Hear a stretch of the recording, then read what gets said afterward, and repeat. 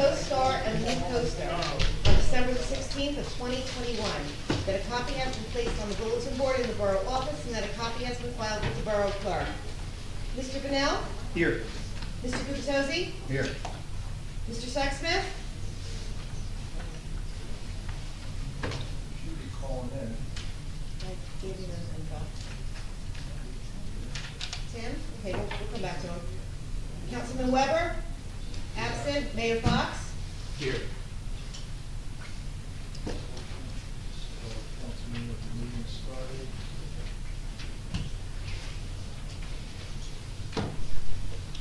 Okay. Good evening, everybody. Welcome to our first meeting of the year. I think this is the 22nd, actually. Happy holidays. I do want to start the meeting just offering my condolences to Councilman Weber and his family. Councilman Weber's mom passed away the other day, and that's why he's not with us tonight. So certainly hope that he's getting through that process as best he can. We have two workshop topics and two ordinances tonight, two ordinance adoptions tonight. The two workshop topics are electric charging stations and bid review. And then the second is the 319 Lorraine Avenue property sale and disposition. I think we're going to start with the electric charging stations. And Kim, do we have the team from? I see that, yeah. Okay, do you want to do a quick intro? Yeah, Joe's on the line as well. So, Okay. you want I can cover this. We've been working actually for some time now trying to figure out what, where, and when we start improving our electric capabilities as it relates to vehicles, charging stations, and our electric capability. We've begun that process, but this is an important step in that direction. So we're going to ask GreenSpot to provide that for us tonight. Take it away. Great, thank you. Appreciate you having us tonight. As you mentioned, GreenSpot is an electric vehicle charging infrastructure developer based out of Jersey City.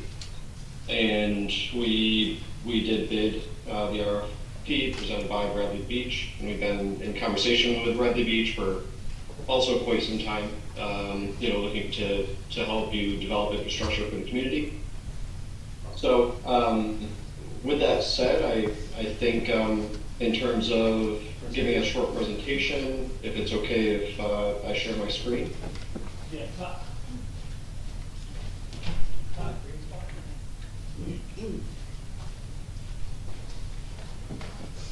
I think maybe I need to be given some control to be able to do that. Thank you. Great, thank you. All right, if you can go ahead and just maximize that way everyone can see it clearly. So feel free to just open up all the bullet points on this slide. So GreenSpot, like I said, is owner-operator of electric vehicle charging infrastructure, and we're also a developer, so we can do everything end-to-end from the engineering to the construction to the operations management, maintenance, and customer service that's required to keep everything functional.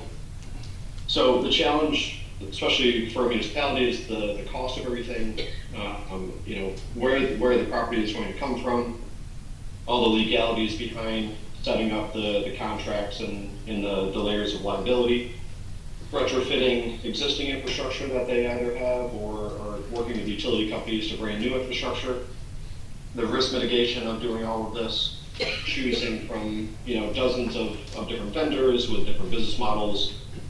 Timing is a big aspect of this, just because it does take quite some time to develop the infrastructure. And then the flexibility, so your ability to adapt to community needs and to be able to provide infrastructure and different types of EV infrastructure in different areas of your municipality. Next slide, please. The GreenSpot solution is to offer a no-cost, basically a model that lasts for a period of 15 to 20 years. And that no-cost relationship means that there's no upfront capital or taxpayer dollars going toward this. The investment in GreenSpot's core business model is to actually invest and to pay for the infrastructure, and then through the sale of electricity and the end users or the drivers actually charging their vehicles, we slowly make back that investment over time. And that's just how we've done things since our existence from 2014 on. We work directly with the municipality. It creates a relationship that's very predictable and controlled. So the municipality knows what to expect. They know how we do things, and we keep them, fully up to speed as we move through the process. We design a smart system that can adapt to different situations. So like as an example, we might initially install public charging for the general community to use, and then later down the road, the municipality decides that you want to start converting your fleet, in different fleet vehicles that you have over to electric. And therefore you have different charging needs once you start doing that. And GreenSpot is there to provide solutions for all of the different things that will come up over time. Multiple layers of liability, of course, from our insurance. We have a general contractor that we own and operate that adds additional layers of liability.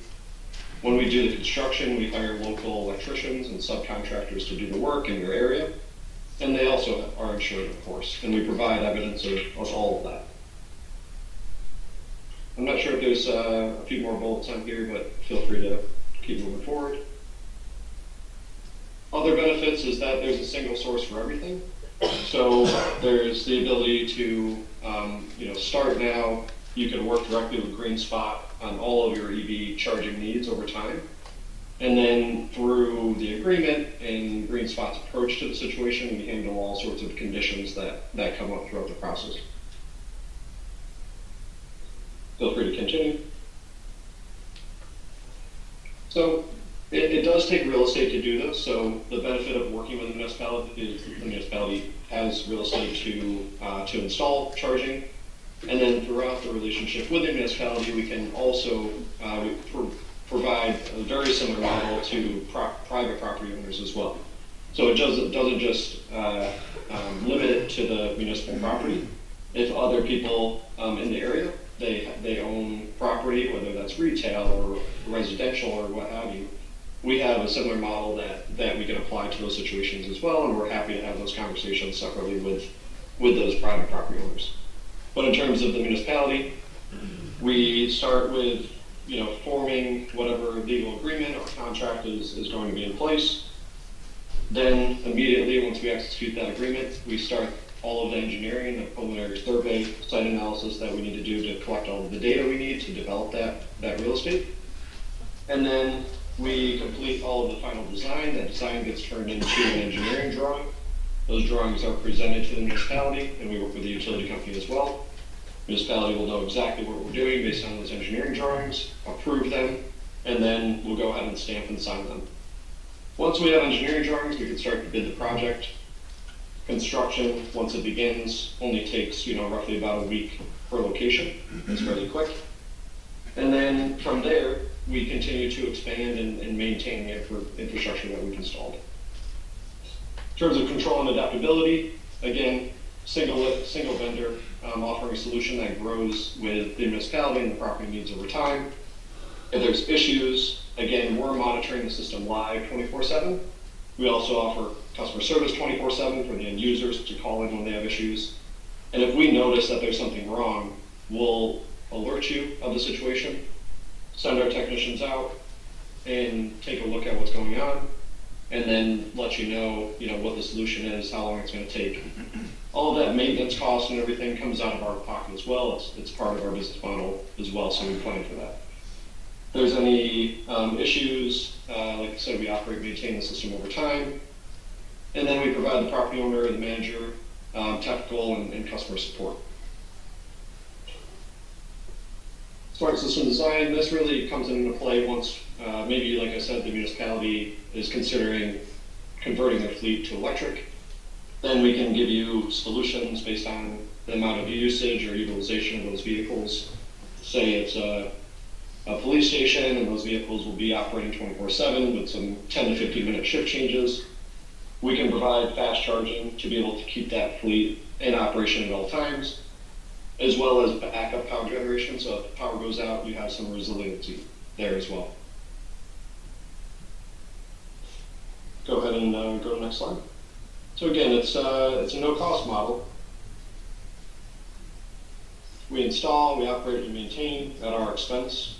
We share our profit with the municipality, so essentially when the end users are using it, we are selling the energy, and then that profit is shared back with the municipality based on the usage.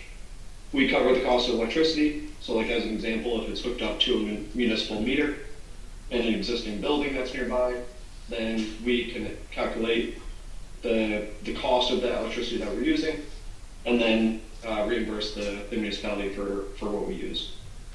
And then we also share the cost of maintenance in a way through the profit sharing, because we're sharing on our operating margin. So each location has its own profit and loss, so it's generating its own revenue. There's expenses that are drawn off of that, and then everything that's left over is what we're sharing. There's never like an invoice or a bill or anything sent to the municipality. If there is a negative balance for whatever reason, say we have to replace the equipment because it was vandalized, we'll go ahead and do that, and we'll just carry that negative balance on until the end of the term. If there still is a negative balance, we'll just waive it. So that's the way the contract's structured. And then we have the ability to have a long-term relationship with the municipality, and then we can help them expand and give them all the charging infrastructure that they need over time. Go to the next slide. In terms of locations, we've done some initial surveys along with Kimberly as well, and these were some initial locations that we picked out. We're happy to move these around, but we think that these are probably the best in terms of our ability to provide charging, at least on publicly accessible municipal property. Again, we do have the ability to do private property as well, so that's also a consideration. But in this case, we have these locations mapped out. And what would happen is once we execute an agreement, we would immediately move into actually visiting these locations and doing more thorough engineering and analysis on these as well. And we also, as part of that step, is working with the utility company to ensure that each of these locations has power available that we can tap into, whether again that's existing power, or if we have to work with them, do an upgrade to the property and bring new service. Any comments or feedback on the locations themselves?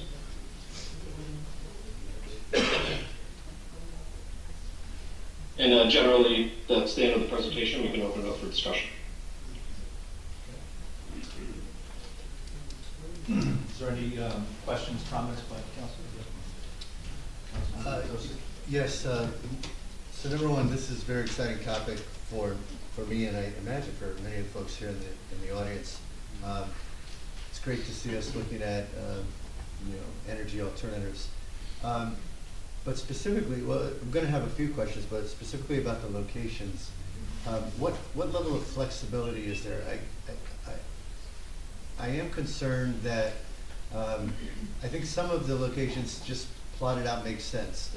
Along Ocean Ave, there's not very much I see on Main Street. It looks like one maybe in front of Riley Park, but it seems like there are a number that would fall in residential neighborhoods, and I'd just like to understand what's the logic behind that. What do these stations actually look like?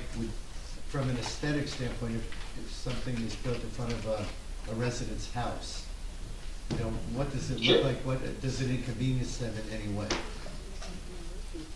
Yeah, sure. Happy to answer that. And like I said, these are preliminary locations. We can take a look at further on Main Street, and if you have any specific locations you want us to take a look at, we're happy to consider those as well.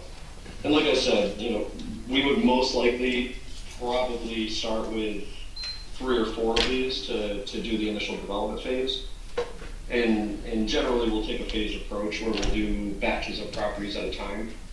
And part of that is to make sure that the process runs smoothly. Any hiccups or things that happen along the way, we're able to iron those out for the next phase. In terms of locations being closer to residential, that is true. It's something that we look for. And generally, the best place for charging infrastructure, especially in an initial phase, is going to be somewhere where people sleep. Whether that's near residential or hospitality, like a hotel. Those are the best locations because the charging behavior will be that people will want to charge overnight while their car is parked. The next best would be probably in some sort of denser, maybe business district, someplace where people can park, they can go, eat, shop, do other things like go to the beach. Those are good locations as well, because we know that the car is going to be dwelling there for a certain period of time. And then thirdly, it's around like office buildings or where people work. That's another place where the car is, typically going to be parked for a period of time and have enough time to charge. In terms of how they look, this is a good example that's here. So this is actually in Asbury Park, New Jersey, directly across the street from a multifamily residential building. This station is actually two of these right next to each other, serving 4 parking spots at the same time, so 4 EVs can actually charge at the same time. Those actually get very heavily used, especially during the summertime, when the beach is more active. But generally, because it's near residential, we're getting somewhere between 6 to 8 hours of utilization on these units, because again, the charging behavior is that people charge overnight. So in terms of how they look, or if they they are like an eyesore, or they interfere in any way with the residential property that's nearby. And the footprint, so you can see that it's sitting on about a 2 foot by 2 foot cement pad that we pour. The conduits are running up from underneath the ground to service the equipment. And then everything that you see there is a typical installation. The risers that are up above are cable retractors, and that essentially just helps the cables stay a little bit more neat and tidy, but they're not necessary. So if you wanted to eliminate sort of the eyesore of the height of the unit, we can actually bring it down to, I don't know if you can tell where it says green spot along the top of the charger, but essentially those risers go away, and the cable can just essentially be wound up, almost similar to like you would a water hose at home. How large roughly is that green and white unit? Just a couple feet wide and what, 4 or 5 feet tall? Yeah, so it's about 1.5 feet wide and stands, I would say, approximately 48 inches tall, about 4 feet. And you mentioned, although you showed us a map that had 10 or 12 locations, you mentioned, I think, that you said you'd probably start with in phases. Have you identified yet to the borough where the first 4 or 5 units would be placed? Not yet? Not yet, and that would be up to you, of course. We would give recommendations, but in terms of where you want to start, that would be up to you. We can develop all of them at once. The benefit of doing that would be the speed at which we'd be able to deploy, right? So typically from time of executing an agreement till actual functional stations is somewhere between 4 to 6 months, depending on the utility company mostly. But if you wanted to speed up the process, then essentially we would work on developing all of these at the same time. You mentioned when you were describing this picture that this is located in Asbury Park. Do you work with other municipalities, Asbury and others? Yes, we do. So Asbury Park has been a longtime partner of ours. For the past few years, we've developed 4 locations with them. We also recently won an RFP with Mount Olive in New Jersey. So we're working on developing locations with them as well. We have public charging in Jersey City. And we work outside of New Jersey as well, so that we probably have 24 municipal partners, primarily in the Northeast, but we are in 9 states right now in the U.S.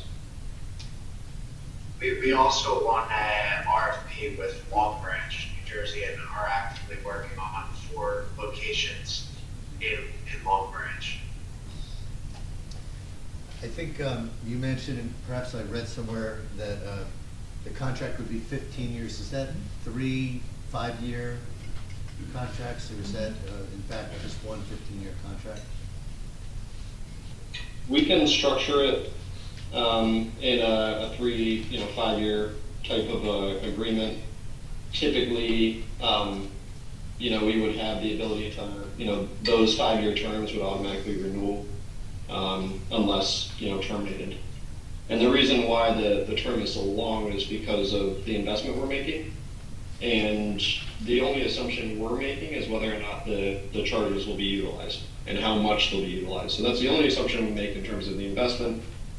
But our assumption is that utilization is going to grow over time naturally as more people buy EVs. I'm also curious about you mentioned profit sharing, that there's some profit that you will make, you gotta cover your costs and make a little profit on the electricity. So can you just briefly describe for all of us how the profit formula is constructed, at least at a kind of high level? There's a surcharge over whatever the typical electric is? Yeah, so we essentially do market research in the area. Right now, the rate is roughly around 40 cents a kilowatt. That, with the speed of the charger, equates to about $3.50 an hour. So that's what the driver would pay. So out of that 40 cents, the biggest operating expense is the cost of electricity. That's roughly about a third of that fee. The other fee, part of that fee is the processing for the transaction itself. So the end user is typically using like a credit card or something like that to pay for it. And then what's left over covers the software and the networking. So every single plug requires a SIM card similar to your phone. And that's about $10 a month just to carry those SIM cards on a monthly basis per port. And that's the way to think about a port or a plug is per parking spot. And then on top of that, we're paying a software fee also for that port on a monthly basis. So that's covered by that charging fee as well. So essentially everything that's left over, it's roughly going to be somewhere between like 15 and 20% of that total fee. Every kilowatt we sell, we're sharing back 10% of that operating margin with the municipality. So we would anticipate, probably based on initial usage of this equipment, we would be sharing back with the municipalities somewhere in the range of $50 to $100 per parking spot per month. So if we had 10 parking spots, that would bring in somewhere between like $500 to $1,000 a month. And that would grow over time because that's really only based on 1 hour utilization a day. So 1 hour is 1 hour out of 24 hours, very conservative, and that will grow pretty significantly over time. Thank you. And then on top of that, we're reimbursing for electricity. So you essentially would receive 2 checks in the mail on a monthly basis. One would be for the profit sharing, the other one would be for the cost of electricity. And then we can provide a dashboard where you can see all of the data yourself. And we also provide a regular report so you can see the breakdown of how we came to those calculations. You guys manufacture the equipment, or are you third-party distributor? So we're a distributor.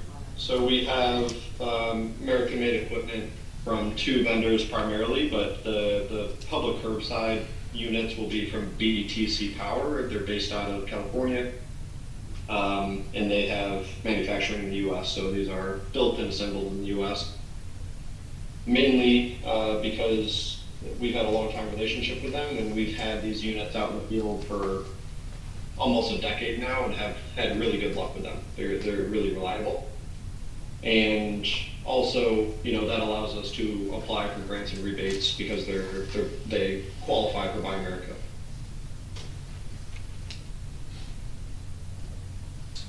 Okay, Everything, just to add to that, I apologize. So everything's white labeled for GreenSpot. So essentially, the manufacturer installs our software. They install all of our decaling and everything, all of the branding in the factory. So once we receive it, or the contractor receives the equipment, everything's already set up. branded as Green Spot. There's a Green Spot mobile app you can download for free from the App Store. That's how users primarily use the equipment, but they can also order an RFID tag. RFID tag will come in the mail, and that essentially just allows them to start a charge much faster just by swiping the RFID tag. And then the RFID tag also comes into play in fleet charging. So say you want to assign a certain tag to a vehicle or a user, then that allows you to track their usage and their charge as they go. Okay, I'll open it for 5 minutes for public questions or comments. Yes?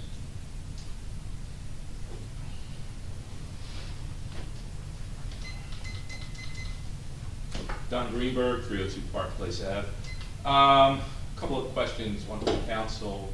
Who else bid? How many people bid on this? This was the only bit. This is the only bid we got? Okay. That makes it easier. So you said, this is directly to the gentleman in the company, that the price per kilowatt was 40 cents? Well, when you get an electric bill, you're charged per kilowatt hour. What would you equate the cost per kilowatt hour to for somebody who's using a charger? Yeah, so the rate per kilowatt hour for the driver will be 40 cents. So per so kilowatt that's- hour, okay. Yeah. All right. Yeah, per kilowatt hour. Yeah. And then the machines output about 8 kilowatts per hour. So Okay, so it's not a the fast new- charger. No, initially we'll be doing commercial level 2 chargers. So they'll put out 8 kilowatts an hour. That typically is going to give you, depending on the size of your battery, and if the battery is completely depleted, you can plug in about 6 to 8 hours, you'll have a full tank.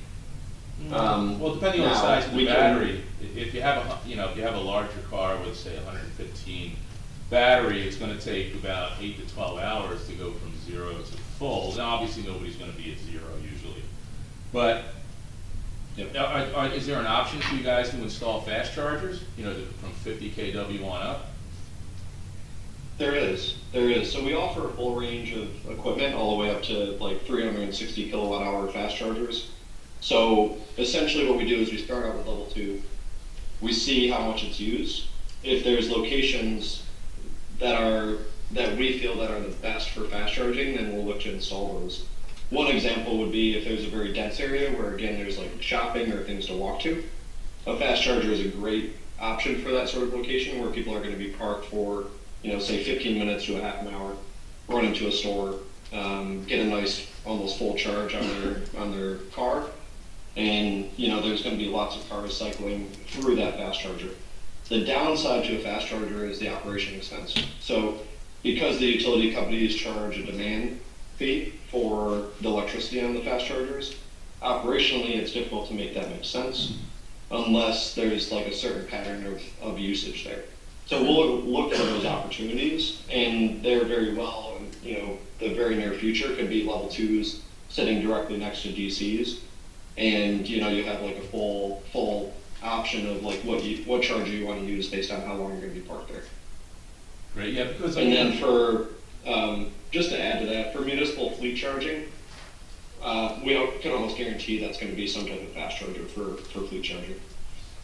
Yeah, because, if you're going to sit down for dinner and, you want to get a charge, an hour's at 8 kWs, maybe going to give you 25 miles? Yep, exactly. Yeah, you multiply it typically by 3, depending on the efficiency of the vehicle. Okay. And you said the option, if it exists, would be for you could do a fast charger right next to a typical level 2, right? And would you charge more for a fast charger per kilowatt hour? We don't, but like I said, because of the cost of the electricity, we see vendors that are primarily doing fast charging, as an example like Tesla, or if you're familiar with the company EVgo, right? They do a lot of fast charging hubs, and we've heard they're starting to up their rate closer to like $1 per kilowatt hour, which is quite expensive. Right, but if you just need that 15, 30 minutes, then it could be worth it. It's not too bad. Yeah. Yep. Not still cheaper than gas. Right. So, and you guys get all the state rebates, correct? Because you own the equipment. That's right. Yep. So we'll apply to everything that we can get. Part of the reason we do that is oftentimes, especially state funding, you end up on a waiting list and then you may never get the funding. So we don't want to put the property owner or the municipality in that situation. We'll take the risk of as to whether or not we'll receive any funding.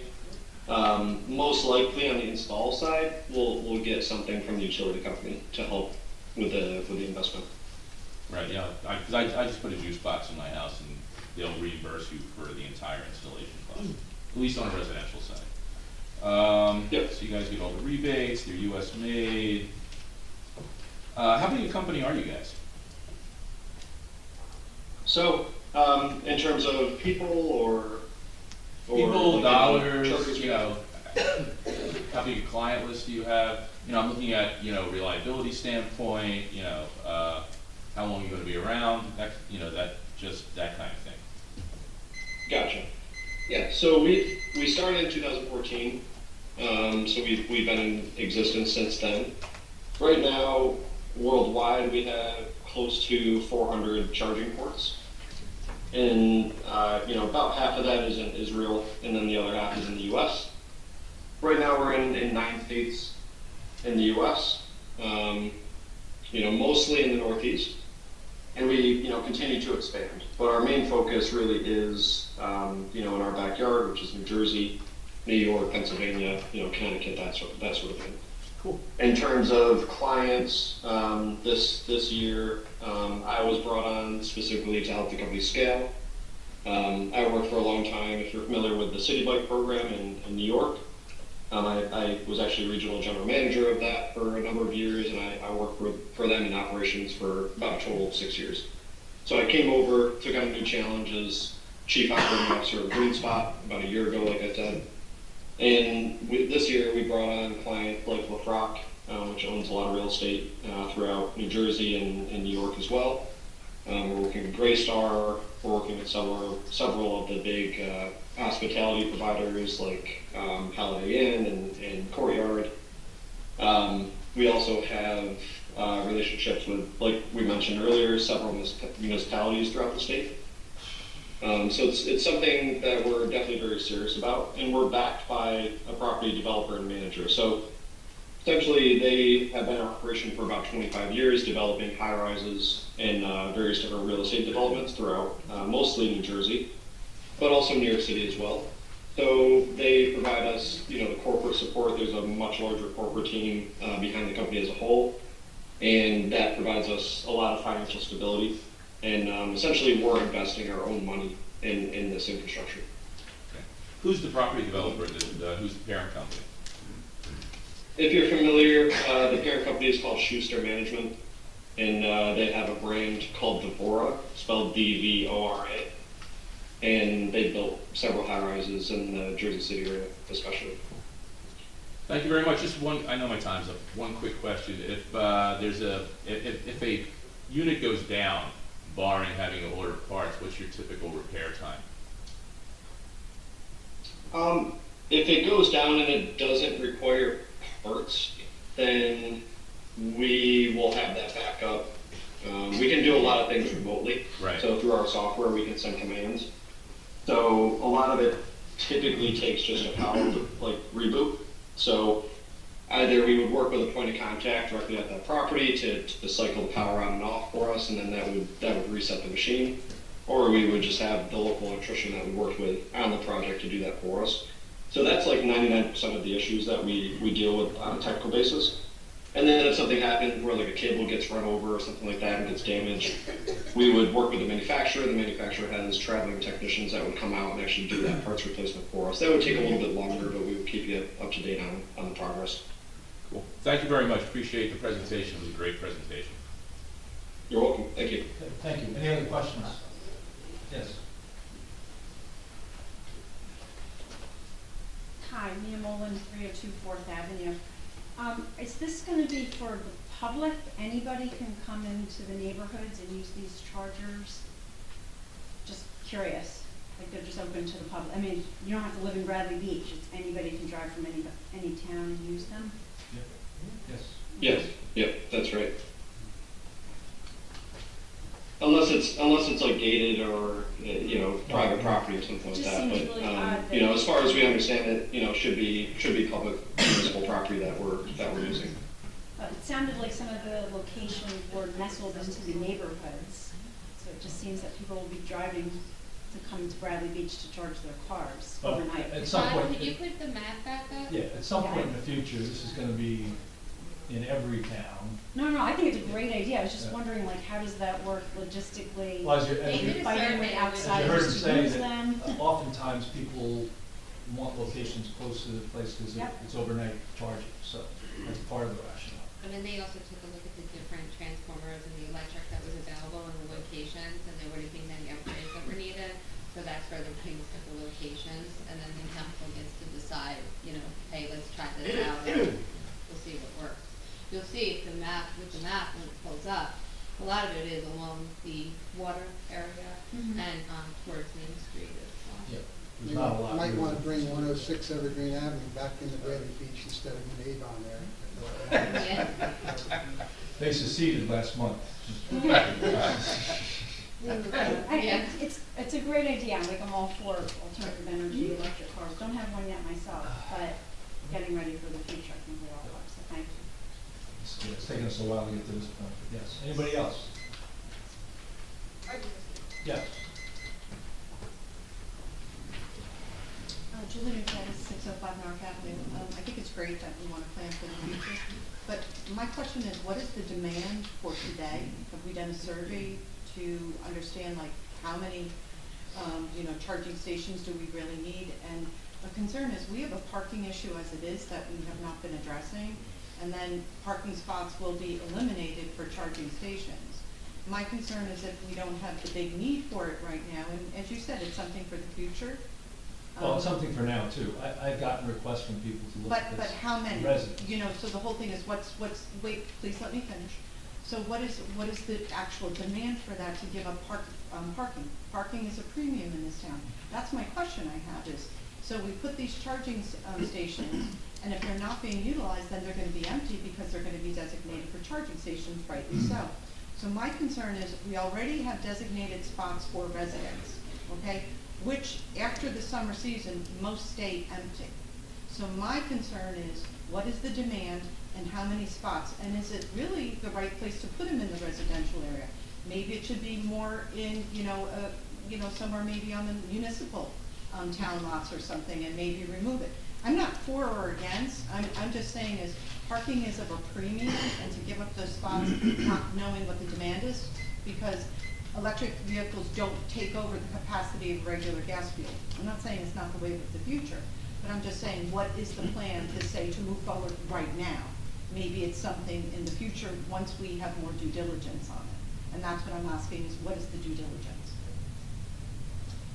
And there's no survey. I think that's why we're starting small with just a few units and not putting 15 of these out there. We're putting a few out there. But again, we're kind of putting the cart before the horse, and what is the demand? And that's what I'm asking. Thank you. Yes. I'll just add to that. I understand the concerns. Again, like you mentioned, that's why we typically start in a phased approach. We can develop all of the sites so that once we say, okay, let's move to the next phase, we're ready to go. But let's start with a few, see what the utilization is like. I think probably more people have EVs than you realize in the community, or at least thinking about getting electric cars. And if you don't have publicly available infrastructure and the people also don't have their own garage, then they're really out of luck, right? So there's an equity aspect of this as well. Providing publicly available charging is really a way to get people that don't, have access or the ability to install their own charger at their home, the ability to actually own an EV, right?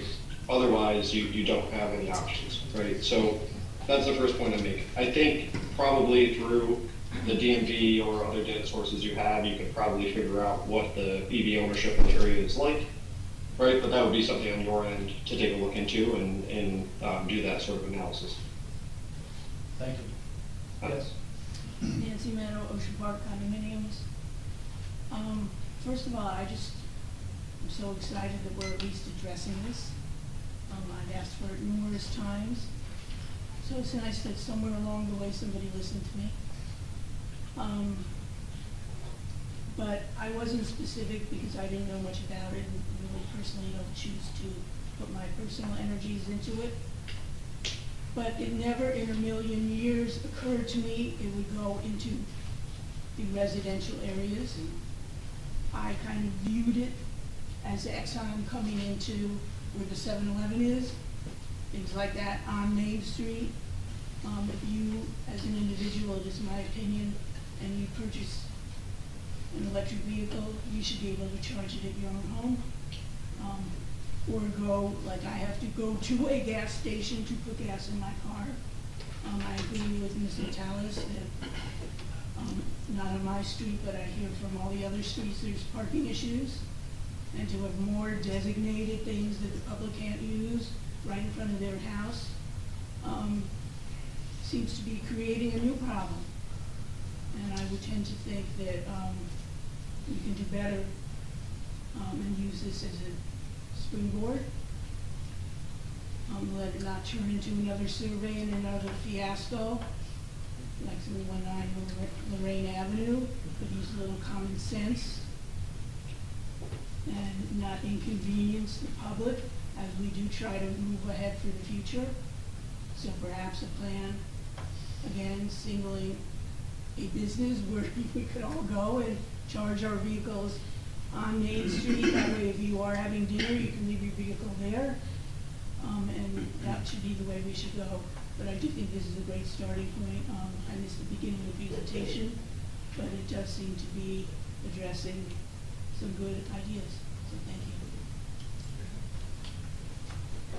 you. Yep.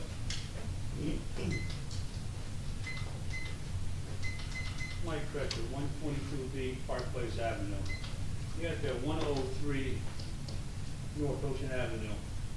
I know who owns that house. Now, they don't have electric cars. And parking here in the summer, as you all know, is absolutely horrible. You're going to take away parking spots in front of my house, so somebody from New York City can come down and charge their car in front of my house. I got to park 5 blocks away. I got a big problem with that. You guys got to think what you're going to do about this. That's crazy. I know it's the future coming, but if they get onto one of these things, let them volunteer at their house. Don't you go picking them out. Let the people volunteer at their house. That's all.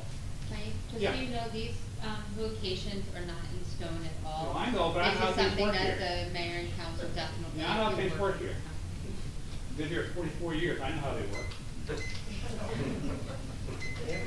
Yep. This will be the last one, we really need to move on.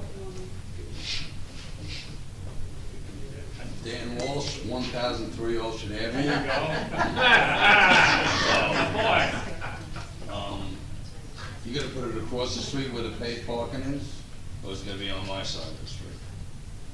We haven't designated where we're going to exactly, but she's just representative. My thing is, put it down the south end, on the north end, all the way over by the lakes.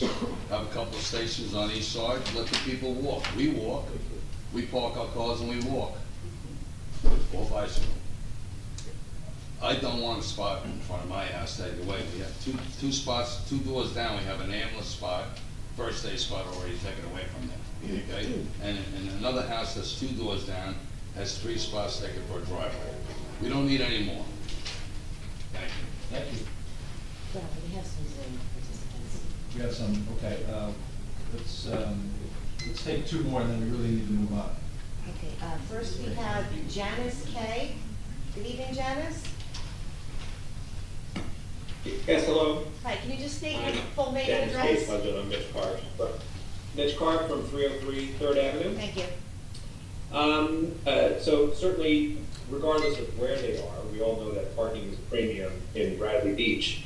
How do you keep, so let's say they're on Ocean Avenue, they're on the east side of Ocean Avenue. How do you keep gasoline-powered cars out of those parking spots? Because, well, those are the last spots available for somebody to park at the beach. Or on Main Street, it's like, nope, that's the only place to park. I'm going to keep somebody from charging up their car because there's a gasoline car. So we work with the municipality on that in terms of setting up parking regulations for those spots as specifically being EV. Municipalities, we'll have to consider, whether or not they can pass regulation for this, but as an example, in Jersey City, we work with Jersey City to set up a program where we can work with their parking authority to issue citations to gas-powered vehicles that are parked there, as well as electric vehicles that are parked there and not actually plugged in and charging. We have another aspect of the charging process where once the vehicle is finished charging, it switches over into what's called an idle parking fee. So the electric vehicle that's parking there and charging, say it charges overnight, finishes charging at like 6 a.m., it'll switch over to an hourly rate if they stay there and continue plugged in to that charger. That incentivizes people to come, get their vehicle, move out of the parking spot. The idea is to keep those spots as open as possible for electric vehicles to use. Great, thank you. Okay, one more. Okay, we have John Maples. Good evening, John. Hey, how are you? Good. I have two questions. Number one, how do you plan on even putting the station on Ocean Avenue when there's no telephone pole? I'm 1009 Ocean Avenue. So we work with the utility company to bring power to where we need it. So they'll either do that, they'll choose the option that they want to install, whether Are that's you pad gonna mounted be digging transformer. up Ocean Avenue, or are you gonna be digging up people's lawns? So Joe, I would say that there are power lines running perpendicular to Ocean No, Avenue. they're not. They're not. Okay, Ocean Avenue there, does not have telephone poles. It comes from the back. yeah, it's coming from the perpendicular roads going away from Ocean Avenue. So we're not too far away from Ocean Avenue that we can install a traffic enclosure box, something that looks similar to what's at Lights, which would have the power and panel inside. Usually we're staying within, not on private property. We wouldn't be digging up anyone's yards, and would probably most likely try to avoid touching the asphalt of Ocean Avenue. Well, I don't think it's a good location because you don't have a pole there. Okay, so we will. The other question I have is now summertime, somebody comes down there, they park their car there, and they're charging their car and they stay on the beach all day. So, what do you do to prevent that? Now the police have to get involved. So is that when you're that close to the ocean, people are gonna park there and they're gonna pay over. They're gonna charge their car, pay over. Yeah, so I mean, they'll be, paying for their charging and They're gonna be paying stay who? there parked. Who are they gonna be paying? So we collect the revenue and then we share profit with the municipality. So the municipality will make more money. I think you in have that to case. stay off the residential blocks. I think you need to stay up on Main Street or on the side of the lanes. There's no electric there, and I think it's, to think that you're gonna bring electric, digging up the, between the curb and the sidewalks to bring electric over there, I don't think that's a good idea at all. We just spent a lot of money repaving Ocean Avenue. We just did all the water lines, most of the sewer lines. We don't need any more digging over here. I think you need to find another spot. Okay, thank you. Okay, good conversation, good We input. have to make a decision because the bid award has to either get awarded or it gets denied, and we would have to rebid it out. So you guys just have to talk about it. And, Yeah. But we don't need to do that resolution, we didn't need to have resolutions. Do you have a resolution on that, Jeff? Yes. Oh, where, oh, I'm sorry. That's okay. So, Kim, a question for you. How time sensitive is this Resolution decision? 270. Can we wait 2 weeks or no? 2 weeks, yeah, we have until December 30th. Yeah. But you can award without the locations, though. It's to award to the company, not the locations. The locations are up to you guys, you have to sit down, it's probably gonna take a while for you to pick out the locations and have, meetings and have everyone agree.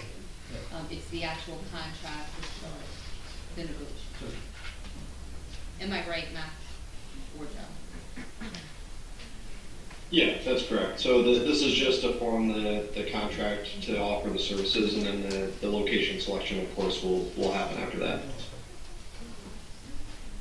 So we'll get And to that. it sounds like, we want some sort of community input, but of course, that's up to you. Can I ask these gentlemen another question? Another question just from the council. I was intrigued, one of our residents asked about fast chargers, and I do appreciate that there's additional costs involved, and, you know, in a perfect world, you want to monitor usage before you consider upgrading. But is that even an option that could be considered to, if we're talking about implementing 4 of these, could we implement 4 fast chargers? Just, my thinking is wherever these are located, it'd probably be helpful if folks could not have to kind of lock in for 8 hours, whether it's, I'm like everyone else in the room, I don't think I want one of these in front of my house either. So if we do find a location somewhere in the borough that makes sense, it might also make sense to keep the turnover higher than having people sit there for, say, 8 hours. So just a question, would it be possible to consider that as part of this contract? Yes, it's part of what we provide. So if we can work together to find the right location for fast charging, then absolutely we would be interested in installing a fast charger. Okay. So we don't need to move this resolution up right now. We can just hit it and get the resolution. Is that correct, Kim? Correct. Okay. All right. Thanks everybody for your input. Very good input. And Max and Joe, I'll be in touch. Yep. I'll let you know. Thank you guys. Okay. Did a great job. Thanks. Yep. Absolutely. Appreciate your time. Yep. Thank you. Okay. The next workshop item is the 319 Lorraine Avenue property sale and disposition. I'll kind of lead it off with a couple of points, kind of some timeline points. We got involved in this conversation in late 2019, as I think many of you know. I got involved in February of 2021. By June of 2021, we got an engineering architectural firm. Made a decision in September of 2021 to do a study that included architectural renderings, costs, etc. In late 2021, the combination of T&M and DIG provided us costs and some reasonable understanding of what that would be, and really came back with a more detailed cost estimate once we provided them more detail on exactly what we considered as a community options. So we looked at, we got down to 3 options, then to one kind of hybrid option. Late May, they came back with an estimate. In June, we shared that estimate with the community. In those town hall meetings, it was asked that we consider a survey. We did that, which I think was a good thing, in that it gave our community some insights and educated the public to some extent, and also gave them the opportunity to comment within that. I think over 900 surveys were in, and over 300 people actually provided comments. We then moved to a referendum, which we got the results of that just last month. We are now in a position where we have to look at sale and disposition options, and that's kind of where we are at this point, and we'll have that discussion tonight. We just have a couple of slides to kind of get people's kind of juices flowing on this. I'm sure this is a pretty dry subject, so we want to get people going. Where is, Todd, can you put up the, oh, you got it, okay. So these are just, this will only take 5 or 10 minutes. This is 319 Lorraine Avenue. You can go to the next slide.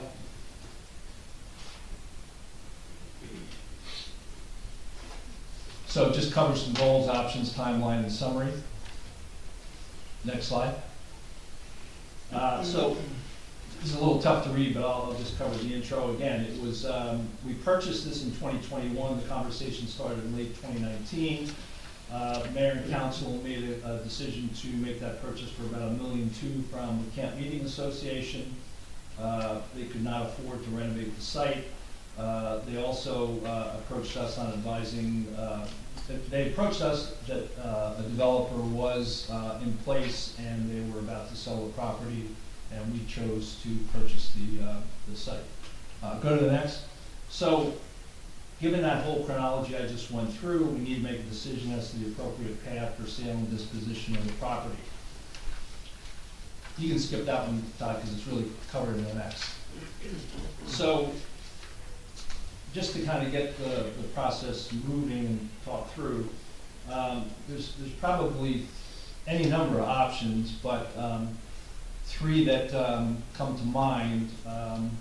Could we get that far right, those names out of there, please? Bear with me, everybody. Right there. Bing. Wait, no, okay, let's try this, hold on. For that one. Yep, okay. There you go.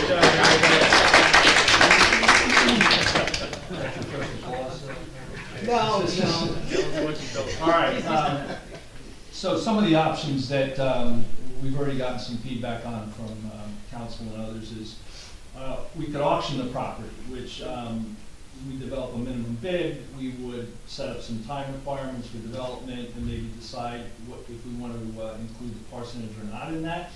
That's probably a 3 to 6 month process. A nominal process from a cost perspective for the borough because there's just not a lot of elements to an auction approach. And the oversight is probably the least resource intensive of the three. And these are just three options to get people thinking about this. The second is to raise the site and subdivide for sale. Would it be 4 lots? Do you retain the parsonage for targeted use? What's the cost of that remediation? And Ocean Grove Camp Meeting Association, we have some requirements relative to the artifacts for the site that were built into the original contract. That's, again, probably about a 3-month process to be assessed. You'd have to assess that due to potential remediation from a cost standpoint. And you'd have to have some pretty strong oversight in that process. The third is to set up a redevelopment plan, which would be study it and then follow it with a plan. The borough would set parameters. For example, if the borough said we'd like to consider a park, that'd be one of the parameters you would consider in a development plan. If you said we want to only consider residential, or you said we want to consider XYZ, that could be feedback from residents in a town hall setting. It could be any number of ways you get that those parameters. There could be an option to retain the facade of the building and some of the artifacts. That's just, again, a potential option. The time for that redevelopment plan is less than 6 months. It's not a significant cost. We did look at what's the cost of a study and developing a plan. And the oversight, we have complete oversight on that. So just a couple things to get our heads wrapped around this. Timeline-wise, you'd have to set a timeline based on that, based on any one of the summaries we just talked about, or something else. So that's really what we're here to do today, is to talk about, what is the direction we want to take, what are those next steps. And really that's all I have from an overview perspective. I'd open it up right now for council comments.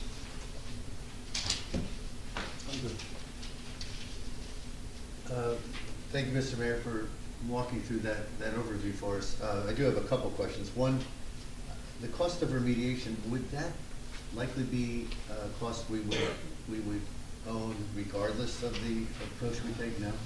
Depends on Depends on the route that you take. Yeah. Because, for example, if we were going to auction the property, wouldn't most buyers require us to do the remediation? You can write it within the specs that it would be their responsibility. When we purchase the property, I know. It'll be our cost no matter how you look at it, because either we're gonna sacrifice sales price, or we're gonna pay for it. So either way, it's our cost. Simple. The other thing, under the redevelopment plan side of this, when you say borough sets parameters, e.g. park, I have heard residents ask about using it for like open spaces or some sort of a park. Are we likely to entertain, and I say we meaning public as well, likely to entertain using this property for the borough specific activity? So, I don't know, have you guys ever done a redevelopment study? I'm not aware Like of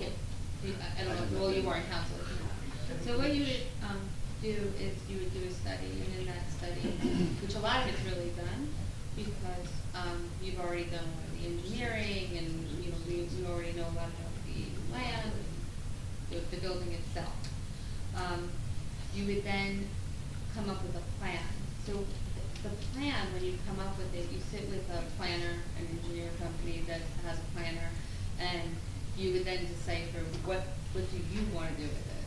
It's in your hands. What do you want to do? And you come up with the best options. You adopt the plan. It gets written into an ordinance. It gets adopted, and that plan lives with that property or that project, that block and lot. And you have someone that will come along and bid on that redevelopment project. So in terms of, Am I correct, Ben? Yeah. so in terms of, Who's our borough engineer? in terms of the borough assessing what path we might take, to do the assessment, again, we need some period of time to do an assessment, regardless, I would think, of any of these. Yeah, it takes a couple months. Okay. I guess my only question is, I want to make sure we all collectively understand enough about these potential options. Yes, that we have we, meetings, town hall meetings, you would structure, if you wanted to have 2 meetings a month until you come up with a plan. There's different options. I've done multiple different redevelopment studies and plans. Sometimes they're bigger, so I've done a redevelopment plan that lasted a year. I've done ones that in a month, what the plan needs to be. So you're gonna know yourselves. You don't have to say, well, we only have 30 days to come up with a plan. You, of course, will want to structure it that we do have an idea and set a timeline and set up the meeting to fit that plan, but, it's up to you. It's up to you. would we need It's to, in your hands. would you, Kim, as a VA, be able to help us assess the value of outright selling the property, whether we subdivide it or whether we sell it as a parcel, or do we need to bring in a I would professional? get in touch with, there are certain companies that actually do municipal assessment of land, that I'm waiting, what it is. Louder, please. Sorry, so yes, there are, different companies that will come out and they will, tell us what the land is worth in the building, and, they'll work with us on them. I've done. And I presume we might be looking at different dollar amounts for those of us who are interested in selling the property, potentially different price tags if we subdivide and incur more costs to do so. But we might perhaps sell the individual lots at a higher per lot price than if we sold the entire parcel. Yeah, so it depends the route that you wanna go, right? If you wanna do one of, those 3 routes, are really what your routes are, right? So if you decide you wanna do a redevelopment study and a redevelopment plan, at the same time, we would have somebody working on what would 3 lots sell for, what would 4 lots sell for, what if you wanted to sell it as 1 lot, what if you just wanted to keep the parsonage? So all of that would be worked into the plan, and then we would go ahead and get the value from that. Okay, one intriguing idea that I've heard bandied about, I wanted to test again with you and with the audience tonight. If we were to raise the building, subdivide, so we had, say, 4 conforming lots, would we be in a position to, not, obviously sell them outright, but could we also be in a position to potentially trade the property for properties that exist elsewhere in the borough? For example, if there was an available property on Main Street, could we trade, if it's an $800,000 value to that subdivided lot, could we consider making It's been property done. swaps? It has been done. You can do it in municipal government. You can do certain trades. That's a part of, you could also put that into a study as well as an option. I asked the question just because, you start out in any of these situations with, I think many of us do, at least with a bias of holding on to property that's municipal-owned property. Once you sell it, it's hard to get it back. And there's so many needs we have on Main Street, there's so many needs we have to just develop, even, the rec center property, for example, that perhaps if we were to pursue subdivision, sell a couple lots and take some of that money to perhaps improve other properties in the borough, or perhaps trade 1 or 2 of those properties for property that might be available elsewhere in the borough. So those those types of options would fall more under the redevelopment plan approach? That would be your best bet. Yeah, I think, tell me if I'm wrong, the auction and the raise the site and subdivide are pretty, it's really just they're pretty much options that just say, okay, I'm gonna do this. You start the process of auctioning, you start the process of raising and subdividing, so those are pretty clear cut from a time and cost perspective. Redevelopment requires more discussion and options, and at the end of the day, you can work on all three simultaneously and come up with what those answers are. Because if the redevelopment plan came back and didn't really look so hot, at least you would know the first two options, what they would bring. Would it be, and I don't know if this is feasible, I asked the question, thinking as just an individual, what I might do if it was my own personal property. But while we look at, say, if we pursue a redevelopment plan, to understand these options, could we simultaneously consider advertising property for sale just in case, or, if we're blown away by an offer, or would we be obligated to sell without knowing the answer to the plan?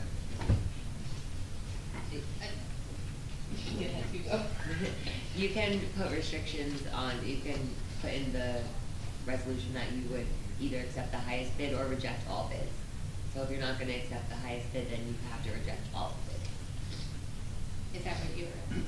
I think that does answer my question. So, to make sure I understood correctly, if we were to set a resolution that said, hey, we'll entertain bids on this property for some period of time, if we had a bid that was not if we had a high bid that we just didn't think was high enough, we just reject all bids. You just reject all bids. Yeah, it wouldn't be that it would be like a 6-month open window No. for people to just come and submit. It would be an actual auction process, people would come with their sealed bids, we'd open them and address, in public. So if I think of staggering this, staging this process, if you, in a relatively short period of time, could give us some assessed value of the property, I don't know if that's 1 or 2 months, but. Assessed value?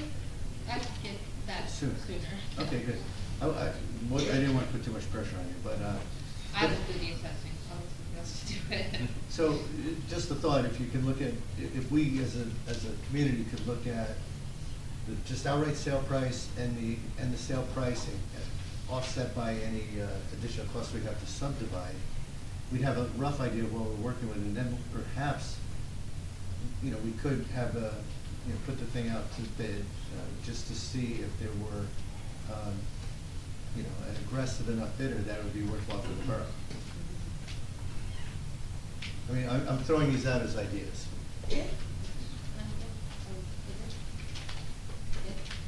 I think that, maybe in the next month you decide, you'd have to do a resolution, right, to decide if you wanted to go to bid, to sell the property. You'd have to also figure out, do you want to do the study and come up with a plan, so that would preferably be a resolution.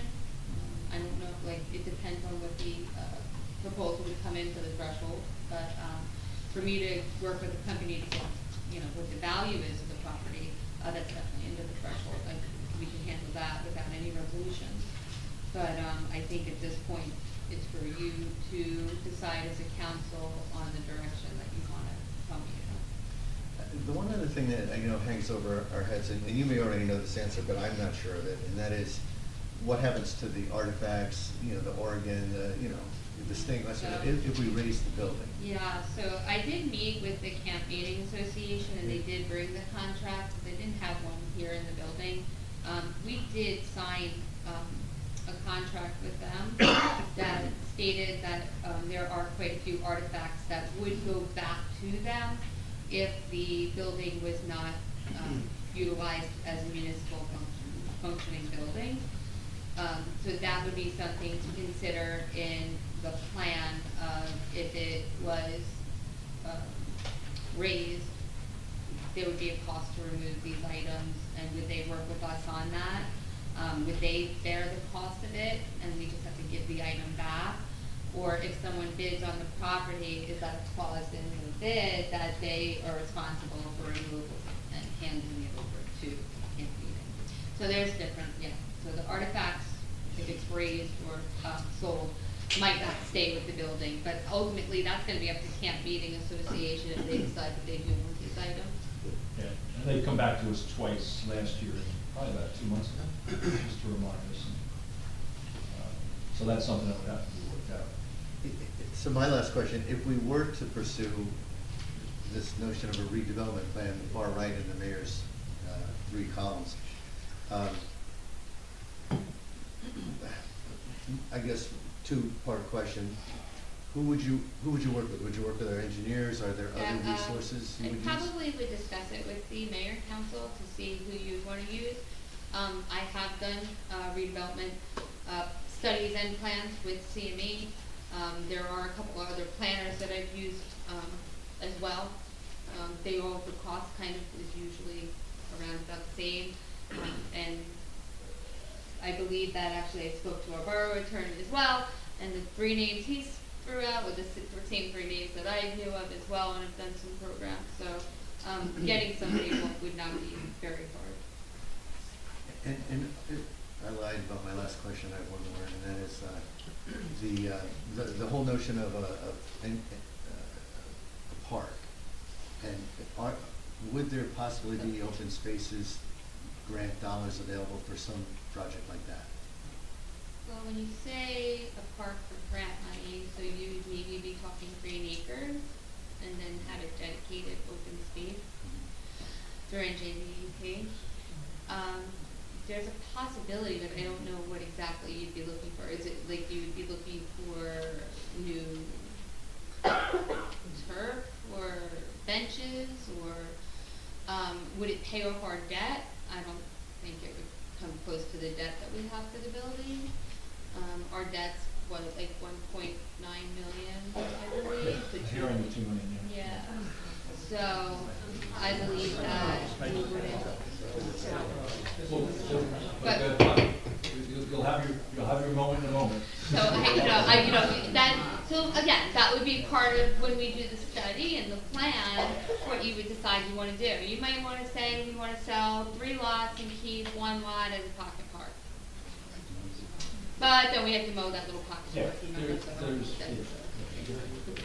But that's really up to you guys. Okay, thank you very much. Okay.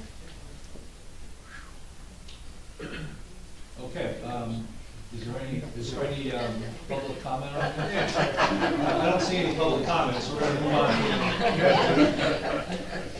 Yes, sir. Terrence Wright, 406 Madison Avenue. I'm kind of puzzled why we're having this long discussion on a 2.5-year debacle. I mean, I thought the referendum, which clearly defeated the motion to go ahead by 1,200 and something votes from residents, I thought we'd put it to bed, and the next step was we're going to put it on the block for sale. Now we're discussing redevelopment and green acres and God knows what else.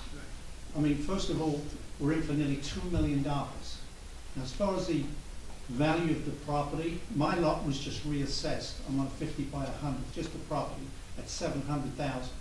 So if we've got 5 lots, that says to me 3.5 million. 4 lots. What about the parsonage? That's included. That's one of the 4. There's only 4 including that? Three on the church, and then. So we've only got 2.8 million. So we sell the 4 lots at 2.8 million, and we make a couple of bucks. Now, as far as us doing the demolition on the church, the problem I have there is the municipality will have to pay prevailing wage, and if you see prevailing wage, it's astronomical, okay? If we sell it as is, and the contractor comes in and does his own demo, he's not subject to prevailing wage. He can pay his guys whatever he wants to. So that, I don't think that's an option. I think we just sell it as is, the way we bought it, as is. The point of having a park, we've got a park down by the north end by the lake. We've got a park area down the south end. We've got Riley Park. We've got the rec space. I don't know why. Sorry. We've got a beach too. We've got a beach. I don't see the need for, in the middle of the town, 2.7 million, 2.8 million property being used for a park. Because one, if we put 4 houses up there, that's gonna give us maybe 50,000, 60,000 a year revenue in taxes, which we could, I'm sure, use based on the fact of our reevaluation this year. But again, I thought the referendum was settling the 2.5-year debate on the subject. And I think 1,200 plus residents versus 300 plus residents said, let's get rid of it. I thought we'd just put it up for sale and we'd be done with it. So my feeling is put it up for sale and get rid of it. Thank you.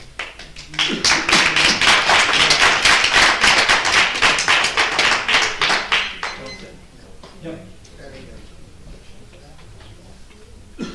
I'm Mike Pritchard, 122B. This has been going on for 2 years. 2.5. 2.5. Enough's enough. Do something. Not gonna be, the referendum is over. Either sell it, get something done. Enough of this talk. Do something.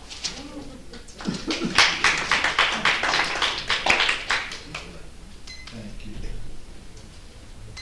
Mary Bax from 218 4th Avenue. First of all, thank you for the presentation and the options. It's always nice to get options. I realize we're in the early stages. I don't think we're talking too much. I think we have alternatives. I don't know what the council and the mayor will go forward with, but I'm a little confused about all this talk. It just seems a little artificial to me. We have 3 options. One of them will be the best option. I don't know which one that will be at this point. And I don't see that taking a long time. I think the VA gave us some timelines. It didn't seem that long. So that's it. Thank you.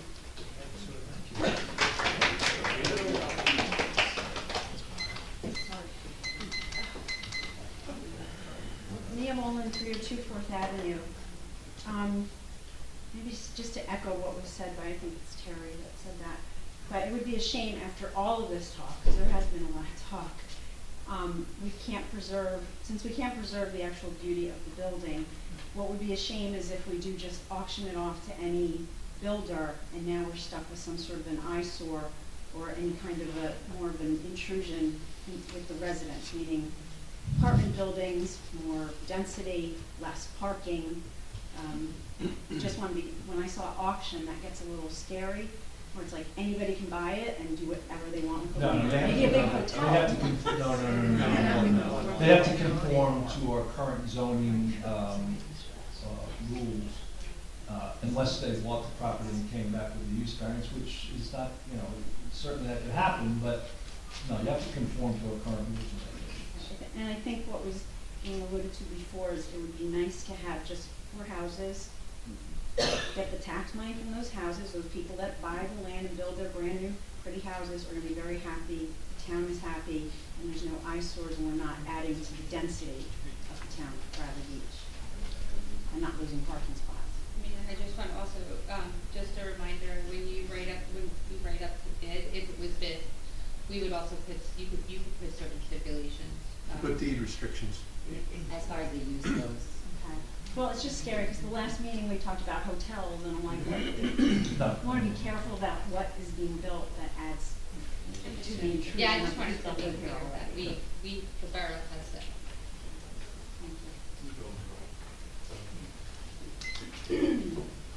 Herb Kenny, 216 Brindley. Just to follow on Mia, my comments were going to be exactly the same as Mia's. If you sell to the left to a developer, I would like the mayor of the town, the BA, to commit that it'll be nothing more than 4 lots. It's not going to be condos, it's not going to be apartments, and it's not going to be hotels, bed and breakfast or anything. So what I just heard when you talked to Mia, you're committing to what is zoned for now, which is 4 lots, and that's the worst it would be, correct? I don't have I'm not anything. looking at you, I'm looking at you. Yeah, I mean, right now, somebody could buy. I understand right now. I'm saying tomorrow. Was it gonna be 4 lots, or somebody can come with land use and pay somebody off like it happens in other towns? Not saying it happens here, but I don't want it to be turned into, we said it was 4 lots, but somebody came in with land use, gave us a much better option, and we took it. All I'm asking is, you're committed to 4 lots, worst case. Single family home. That's all I'm asking. At this point in time. Well, you're gonna put it out to bid. Yeah. You can say it's 4 lots. It's part No of the- negotiation, no Yeah, yeah. negotiation? Yeah, I can't unilaterally make that decision, I have to do it with the council. I'm asking, I know that's fine, all I'm asking is, you're all here, it's on video, it's on tape. What's it zoned for now? Residential. Some for residential. It can be one lot, it could be four. He could do one big house. Yeah, it could be one big house. Kathy Kenny, 303 Fletcher Lake Avenue. I think it's clear from the vote and the survey from the summer that the majority of the people don't want anything, they don't want it developed, they'd like to unload the property. I think the sooner we can unload it, the better. You threw out 3 options, one of which was redevelopment. I don't know where that idea came from. I think that's just a little foot dragging, frankly. I think it's time to get rid of it, recoup our losses, prevent throwing good money after bad in maintenance and so on. And you also mentioned 2 other options. One is to auction the property, which I'm in favor of, as long as we can, I think Mr. Bennell said we could put some stipulations, it would be 4 single-family homes. I think that would be perfect. I think that would make the majority very happy. Talking about saving a parsonage, I don't know where that came from. That's gonna make us go back into survey. I think Mr. Gubitosi was talking about saving the parsonage. No, I understand. I did not say that. Oh, okay, thank you. I thought that Yeah, was no, good. I think that was just one of the things we was talking about. The parsonage, that building with that I used to house. live across from it. I used to live at 603 Yeah, Morrison. it's still up, it's a house, you could make the decision to sell it as a house and have it renovated. Yeah, I think we could talk about renovating. No, not us. Oh, I We'd see. sell it, Just and then sell it. somebody would People renovate it. renovate it. Yeah. Gotcha. That might be an option. I think the option is, or what the majority wants from the vote and the survey is to just get rid of the property and move on. And one of the options was to raise and subdivide, and the reason I would not be in favor of that is I understand it from someone I was aware of who was looking to buy it at one time. There's a lot of asbestos there. The cost for the asbestos removal is quite a lot, and I just think we're not in this business. We should just get out of this business. Oh, and the thing about the park, there is a park, as I guess There's plenty Tony of said. parks, right? Yeah, and And a beach. And a beach. And I don't think people use that park. I don't know, if maybe we spend some money on fixing up that park so it's more usable. I don't know why we need a park there at that corner. Okay, great. Thank you. Thank you. It's Kathleen Healy. Thank you. HGA,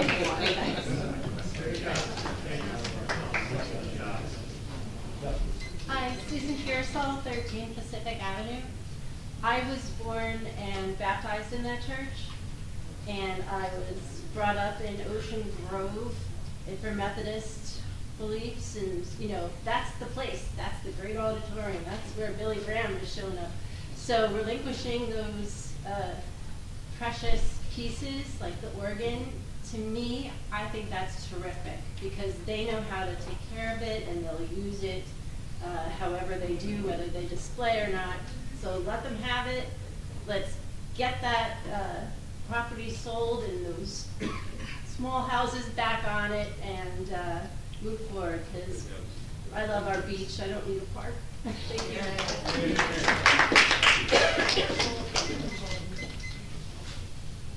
Yes. Thomas J. Cohen, 612 3rd Avenue.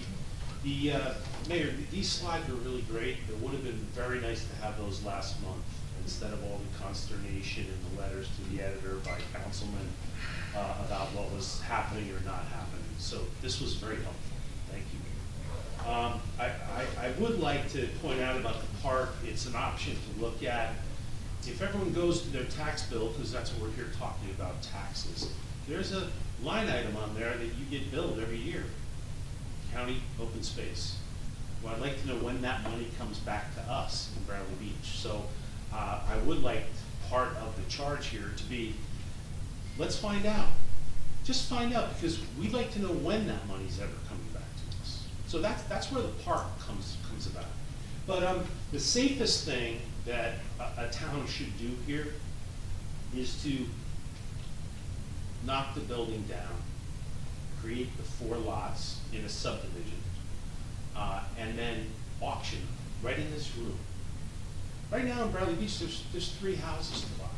So somebody wants to buy, we got 4 lots here. Owner users will always pay more than a developer. Why should we be beholden to a developer? Okay? You may be surprised what an owner user will pay for a conforming 50 by 100 lot. I have a feeling it's going to be a little more than Mr. Wright's property. So you're going to find that we could be looking at $4 million here. So I guess Ms. Humphrey's going to do the calculations with an appraiser and find out how much these are worth. But that is the safest way. There's no caveat in the contract that it has to be, no, here's what it is. You bought block and lot, that's it. And it'll be done open and transparently in this room and everybody can watch. So that would be my recommendation. If you're going to, selling this as one parcel to someone is going to be a nightmare. So I would not do that. Redevelopment plan, forget it. We just don't have the skill set for that. So keep it simple, and I believe we'll do very well. Thank you. TJ, I just wanted to address the open space. I'm sorry. Everybody can clap first. That's the grants that we've been putting in for to upgrade our parks. That open space grants that we put in for. That's we have been applying for those for the past 2 years. Well, the county's thrown a lot of money around. I mean, we've gotten to. No, but I'm talking about real money, $2, $3, $4 million to buy properties, to buy farming rights. That's not what the open space grant for municipalities, that's too large a number. Well, But what's the number that, You can get up to 250,000. yeah, open space, Monmouth County municipalities. Really? That's matching, right? Yeah, it's matched. Correct. So that's the only way that money's come back. I mean, the county offered me 3 years ago, $2.5 million to buy a The property. county themselves have an open space trust fund that they do, they love to buy properties up if they can. And they will either make county parks with them or, create some just open space. Okay. Yeah, but thank you very much, Mayor. Thank you. Shauna Greenblatt, 414 Monmouth Avenue. I echo TJ's words. I think that the best way for us to go forward with the property is to have the greatest control that we have over it. The borough made the investment in 2019. Real estate has increased significantly in the last 3 years. And I think it's really a matter of doing the math. So, to determine what the cost is to raise the building, dealing with the asbestos, to subdivide, whether it's 4 lots or 3 lots, and sell the lots in a transparent way for development. So I would recommend that over an auction to purchase the property as it is. Thank you. Hi, Nancy Corello, 210 Park Place Ave. I forget which lady it was, but I think she said it the best. We are not real estate agents. That is not our function. That's not your function, right? Your function is to make sure that our essential services are taken care of, that we have a nice town to live in, that it's clean and it's safe. Your job is not to sell real estate. Sell this lot and let's move on. I want to say one other thing, and I know this is not, but it's been 2 years with nothing happening. You're going to tell me that we're going to raise this asbestos, subdivide all of that in 3 to 6 months? Just gonna make a decision. Thank you.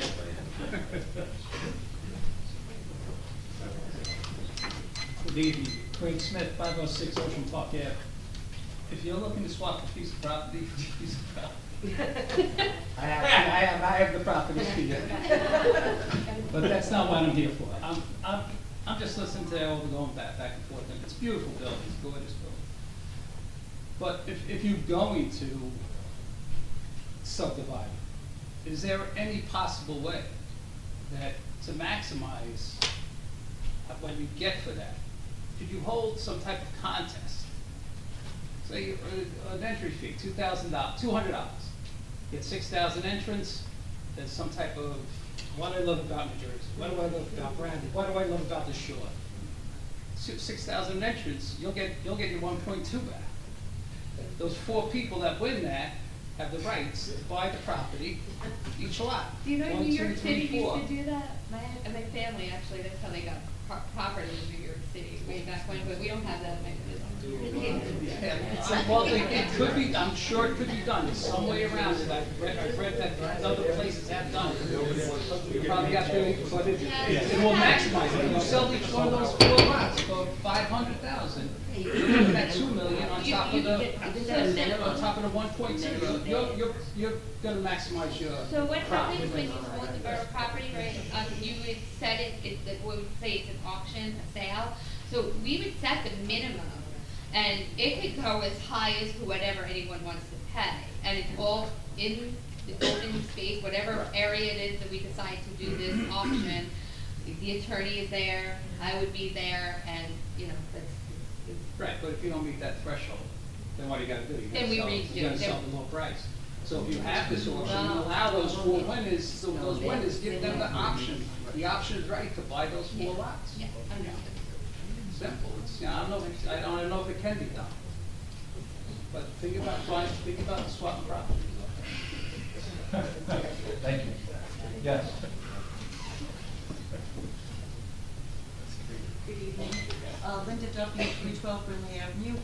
I agree, let's get rid of the property, but my biggest concern is I think the camp meeting, I think they need to expedite what they want to take and that they should pay for it. I don't know how that works, and I don't know what they really want besides that wording. I'm sure there's a lot of beautiful things in that building. Stained glass. Stained glass, pretty much. Yeah, but taking that out is not gonna be like a month. No. And it's definitely not gonna be cheap, is what she said, And also, what's left over, let the public buy it. I'll buy 7 doors, I need doors. I'm sure there's solid oak in there.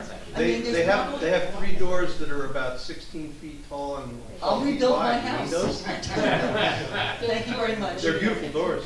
They are, I'm sure. Thank you. Yeah.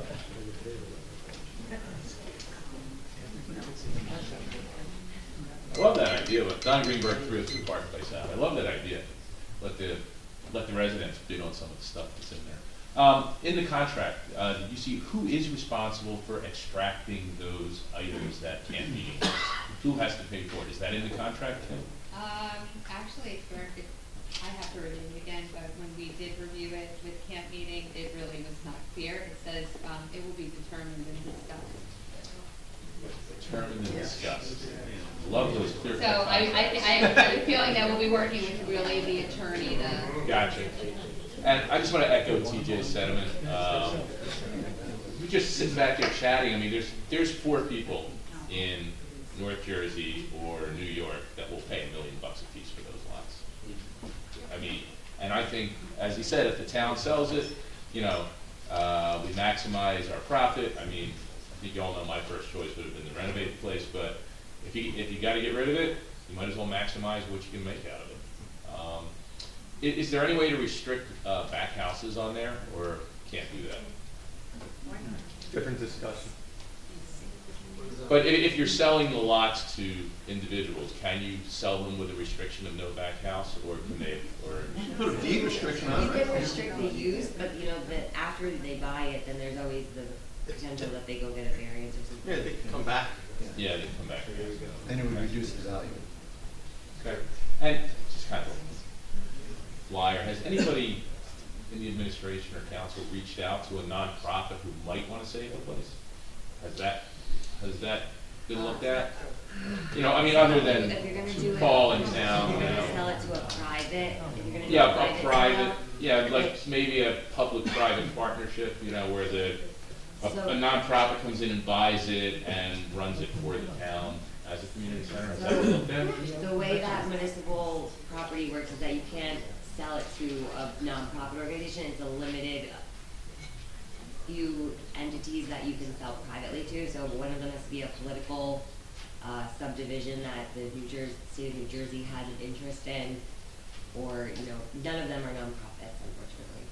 So you couldn't sell it to like, you know, SaveMoreChurches.org or something? No, the option would be to The have a Business public, Alliance, you know, no. a public sale where that entity is the highest bid, reject all bids, and then sell it to them privately under the same stipulations that you had the public sale. Gotcha. Okay, thank you very much. Thank you. Yes. Joseph Costantino, 621 4th Avenue, Bradley Beach. Is the James Hotel located in residential area, yes or no? Good. Thank you. Anyone else? Okay, that closes out this. We have Zoom. Oh, yeah.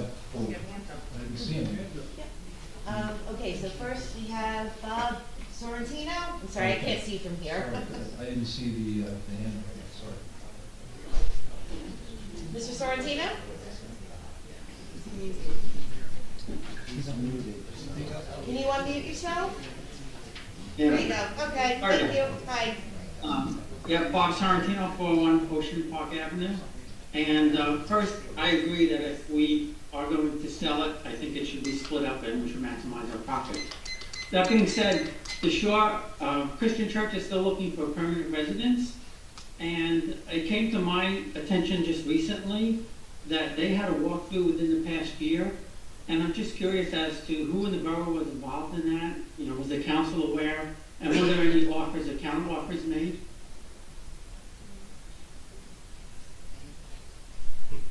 Ask that question again, Bob, I'm sorry. There's a lawsuit? So, you know, what came to my attention that the Shore Christian Church had a walkthrough within the past year. And who was aware of that? And was the council made aware of it? And were there any offers or counter offers made? There were people that were interested, but there was no offers because it's not for sale. Like, they came in to speak about it, but there was nothing that happened. There was no results for that. So in other words, there was a walkthrough.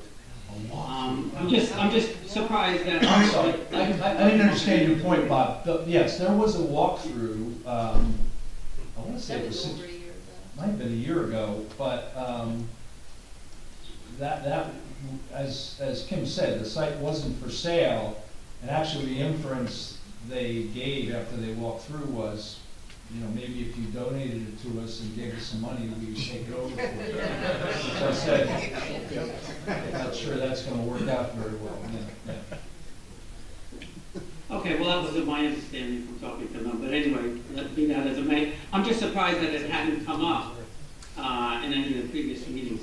And just one other thing, I know we allocated some $200,000 to protect the asset. Leading up to Election Day, there was work done on the exterior. I'm just curious as to what was done, and was temporary heat turned on as we were told, and how much of the $200,000 was spent? It did come in under budget. I'm waiting off for the final invoice from the contractor now. There is heat in the building. It's dry. They, they patched any holes in the roof. Important discussion on here. No.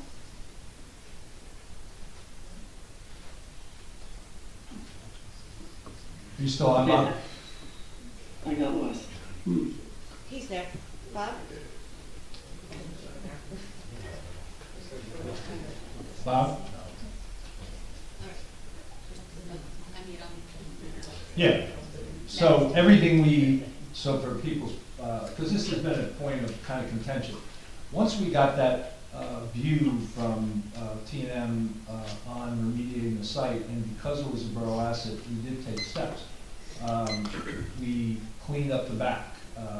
We got a lot of complaints about the back. It was, was kind of falling into significant disrepair. There's 9 kind of space heaters strategically placed in the building, and leaks were stopped in the building. So it is a secure building at this point in time.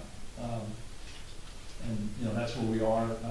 Unfortunately, you know, you make investments to your assets. Sometimes they're long-term investments, sometimes they're not, based on a lot of the indication and the referendum. It would seem like it's maybe an investment that we may have been able to forego, but the site is secure. We kind of quote stop the bleeding. We're not in a situation where we're going into the winter and we're going to have bricks exploding and significant leaks at this point. Okay, thank you, appreciate it. Next we have Paul Nishamkin. Thank you. Paul Nishamkin, 411.5 Lorraine Avenue. As the president of the Friends of the Bradley Beach Community Center, I'd like to inform you all that we still will continue to advocate to preserve 319 Lorraine Avenue. One way or another, we are still hopeful to save it from destruction. Once this beautiful building is gone, it can never be replaced. It is of historic and architectural importance. It is of great value to this community and will be in the future if we can save it. And we will advocate and move to try to, one, raise the funds to take over the building or find somebody who will. Thank you. Is there anybody else on the phone? John Naples. Oh, John Naples. Actually, I'm sorry, Harvey Rosenberg is too. Okay, Harvey. Harvey?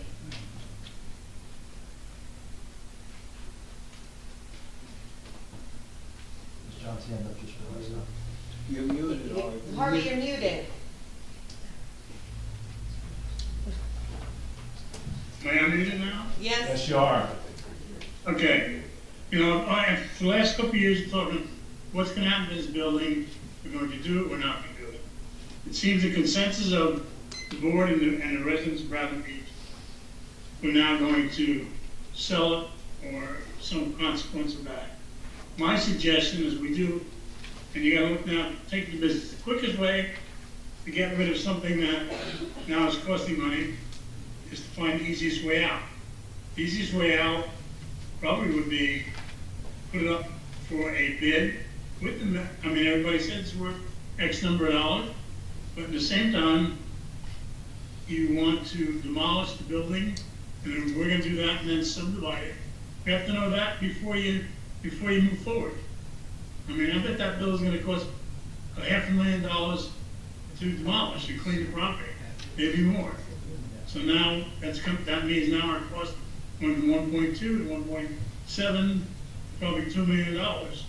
But if you put it out as a bid, closed, but with the specification, has to be 4 pieces of property divided equal, and you put deed restrictions on it, no back houses, and some other things that are a bone in everybody's back, just being on the land use board. That's the biggest complaint of any use that comes up. I mean, that's what we gotta go forward. Start doing another survey, start studying. I think we have to go forward. We gotta find out what the cost of demolition is. Add to the cost, if we're looking to get $4 million, we get $4 million, but let's go for it. Don't start one project and we're gonna try another way. But before we move forward anyway, you gotta find the cost of demolition, because that's gonna be the biggest factor in the process going forward. And in the meantime, we know the building is going to disappear. I think we should negotiate with Ocean Grove, and that they should start taking this stuff out so it doesn't delay. Once we start moving, we just put it in gear and go. Thank you. Thank you. John Naples. Yeah. John? Yeah, I have to agree with TJ. I mean, this building needs to be knocked down by the borough. I think you owe it to the neighbors and the people that live around it so that you can control what goes on there when this demolition happens. And TJ was correct in saying you're going to get the most money from end users than you're going to get from someone like myself who's a developer, because they're willing to pay more. And, you know, I think you have to control that demolition to make sure that everything becomes proper. But if the borough is going to definitely maximize their money by tearing it down, subdividing it, and then selling the lots.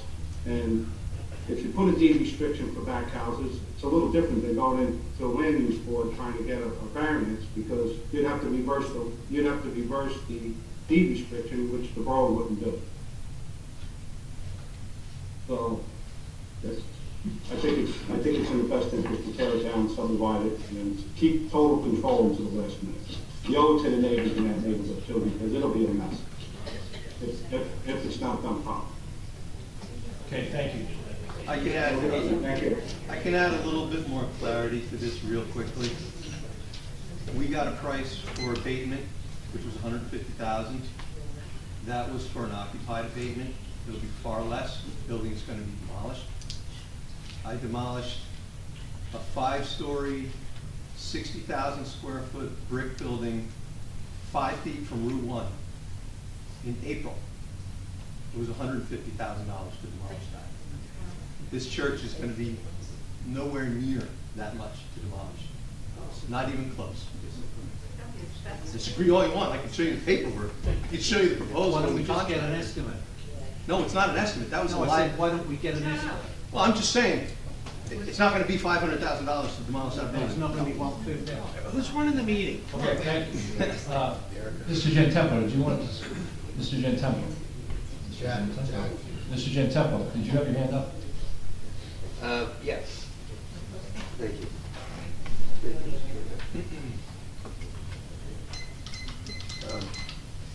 I have to agree with Mr. Champion, of course. Friends of the Bradley Beach Community Center put a lot of time and effort in trying to hold on to this great facility, the way we see it.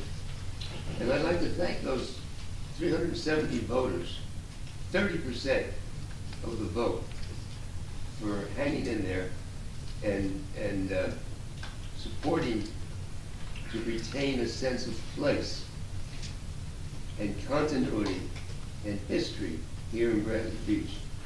This, in spite of being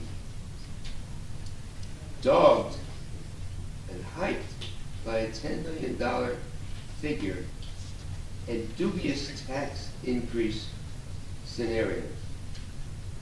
I would recommend for the public to read the full text of the comments of the architect, February 2022. And if that isn't effusive to say how good that building was, the nuances, the architectural nuances of it, and what the potential of it, that is just a tremendous statement. I recommend everybody, if you get a chance, to read that. Thanks. Thank you. Okay. There's one more. We'll make this our last, and then we'll move. Thank you. Dave Pearsall, 602 Burlington Avenue. I was a member of the church, trustee of the church. My family's been members of that church for many years. My grandmother went to that church. How many people in this room back in 2000, when the church was dying, were there to help? We did everything we could, worked very hard, and we just didn't make it. And the story is now that let it rest in peace. It's time to subdivide it in 4 lots and let it be done, because that church is in horrible shape. I came in here 3 years ago when this was voted on, and I said you're getting into a big problem here. So that's the best thing we can do, and I'm thankful for the voters who voted against it. Thank you. Okay, thank you. Thanks everybody for your input, and we will take all that into consideration as we move to the next steps on this, which will be a resolution we have to do. Okay, we have no presentations tonight. I'll make a motion to approve the minutes of November 22nd, 2022. Second. Somebody has their hands up.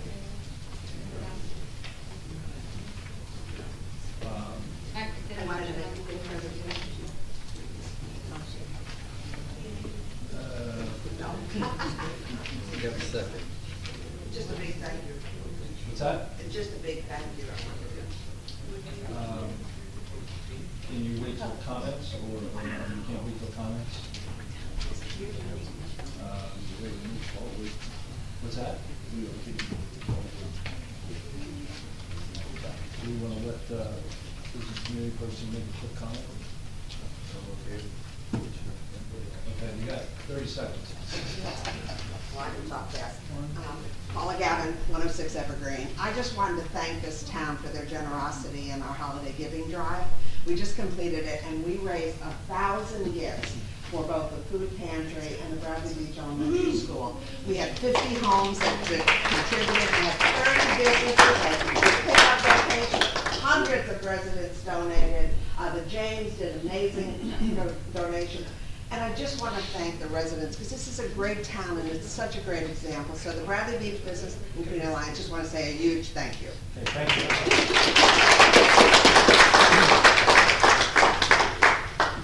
Okay, so we have a second on approval of minutes. Go, Erica. Mr. Vignell? Yes. Mr. Gubatose? Yes. Mr. Sexsmith? Are you on here at all? Yes, I see him. You're on mute. Tim? Tim, you're on mute.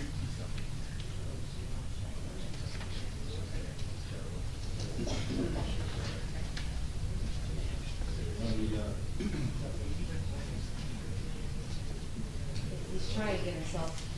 Just meeting it, so we'll on. Yeah, it's meeting, so just, Okay. It's really coming through. yeah. Mr. Weber absent, Mayor Fox? Yes. Okay, public comments pertaining, when this, presentation. Public comments pertaining to the agenda, only 5-minute, limit, please. Any comments on the agenda? Yes.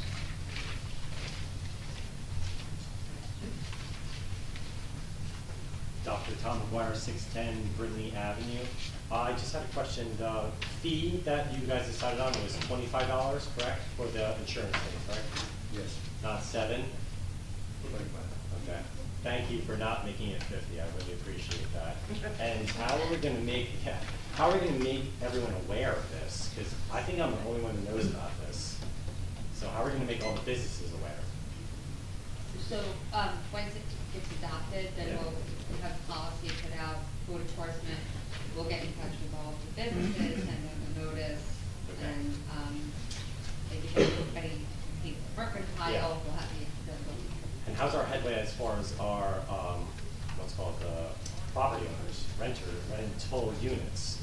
What's our status on that? I know you said you were gonna have something at the next meeting saying when that's gonna happen. So a rental registration. Yeah. So through rental registration, they'll be able to get in touch with those multiple dwellings. No, my concern last time was like when that's gonna start. You know, because we're, like I said, we're easy, we're around on Main Street. When is the rentals going to be? Because ours is December 23rd, is that when we have to pay it by? So what'll happen is, when we do the new workshop calendar for next year, which will be one of the first workshops, we'll do the rental registration, move forward with it, and then Okay, and will there, mine is gonna be from December 23rd to 2022 till the following year? It's gonna be years worth? it expires December 31st. Now, Every year. okay, and then the same thing goes with when the people that start, the rental unit people, they start paying it, theirs will expire at the end of the year, or is it year to date, or? End of the year. It's just the end of the year. Okay, cool. Thank you very much. Thank you. Yes.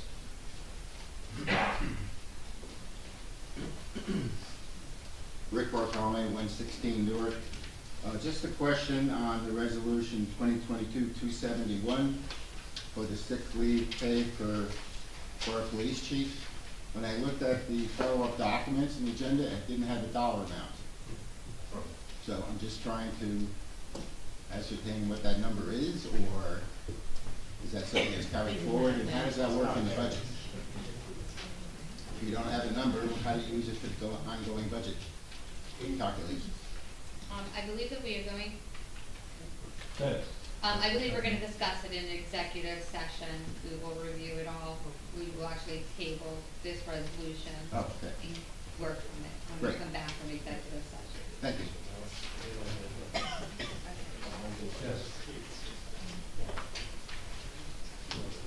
Julie Ted, so 5 New York Avenue. In regards, we had the workshop on the green spot. I'd also like to make a request to table that resolution until we could do more due diligence on location and where we're going and what we're doing with the green spots. Thank you. Yeah.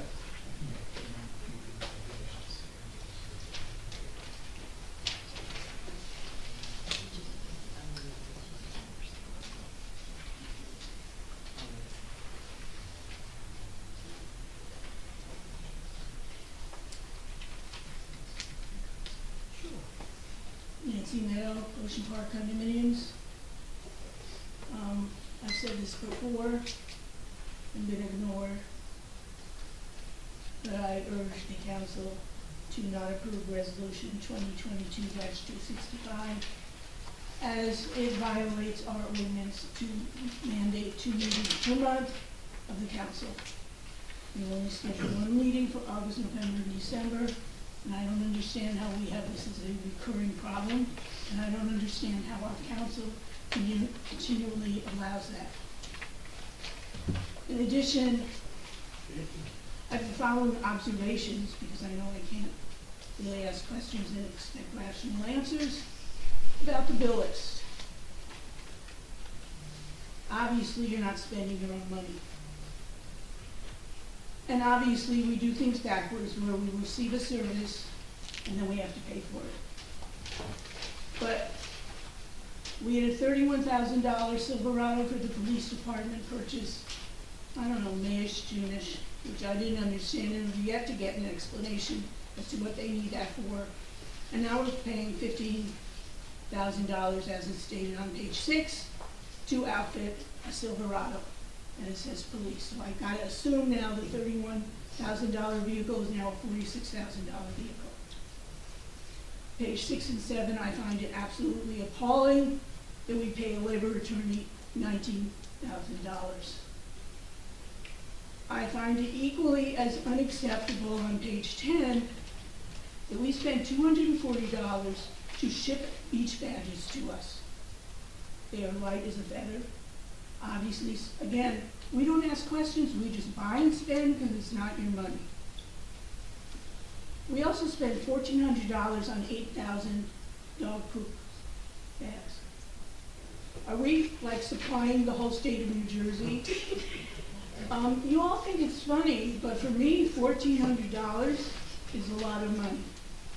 When I had 2 dogs, I used my own bags. Same way, quite honestly, when I go to the restroom, I bring my own toilet paper. Or I mean, it just doesn't make sense.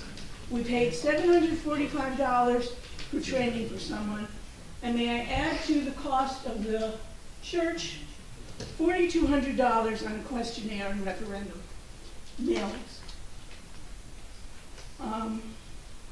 I also find it a little contradictory that we had 2 payrolls totaling $329,000. The reason I know it's 2 is because it says November 20th and November 15th. And I'd like to point out that November 20th is a Sunday, or was a Sunday, so I don't quite understand how we're conducting and dating checks on the weekend. All of this just says to me how mismanaged our money is. And again, it's because it's not your money, but it's my money. And I work very hard for my money. And I see zero value in this town other than waste, waste, waste. And with discussions tonight, oh, we'll get a survey and see about this. Oh, we'll ask this one. Well, all the people we ask take us down the path that the majority do not want to go. So I don't know how to solve these problems because I keep making the same suggestions. I don't know who signs off on these purchases, but clearly they do not do their job in the best interest of the residents and taxpayers of Bradley Beach. And it needs to stop. And someone needs to take the leadership to say, we don't waste $240 to ship beach badges. And it doesn't surprise me that with all the resolutions, we never get an amount of dollar value in them. It's because you don't want us to know. But eventually, when we pay the bills, it comes out. Thank you.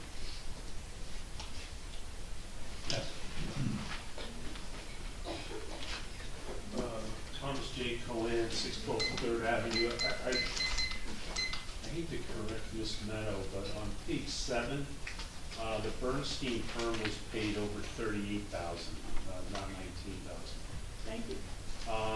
But I did have a question about Settembriano Architects, feasibility study for the North Yard for $20,000. Is there any status on that? I mean, thank God for the bills list, we can at least track what's going on. But, you know, it sounds like an interesting project. Just like to know what the status is. Yeah, we're not in a position where we are moving on that. We're assessing, should we move, can we move, and then we'll start developing some I think options. for the new council, for the new year, to come in and workshop.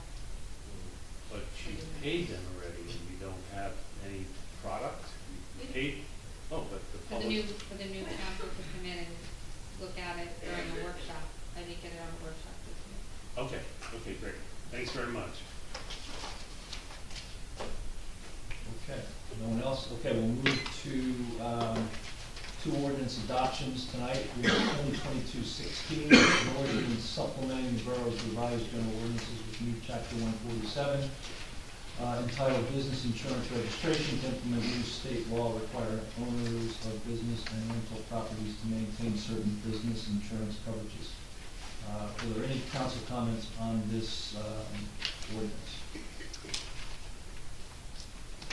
No, only that, when we introduced this week to one of the residents' comments, we did say that we were implementing what we thought was a lower end of a range that our BA had presented to us for the fee of $25. And once we have some experience with this, we'll evaluate whether or not that fee is an appropriate level or whether it should be reduced or increased. But the guidance we're working on right now is that $25 should be the lower end of a spectrum that we were given as a way of estimating.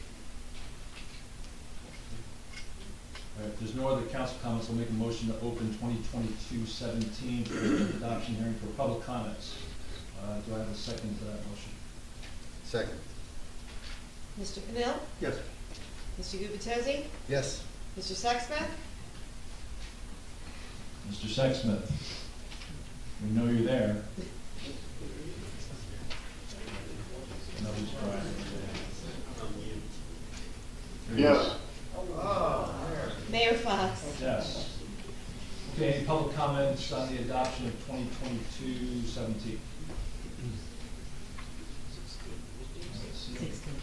Deborah Atkins? No, that's like the mouse, I call it the Mickey Mouse hand. But yeah, it's like, If I move it, it goes away. Oh. Okay, I'll make a motion to close adoption hearing and move to approve resolution 2022-17 for a vote. Do I have a second? 16, ordinance 16. 2022-16. I'm sorry, I was at the wrong one. 16, I'm sorry. Second.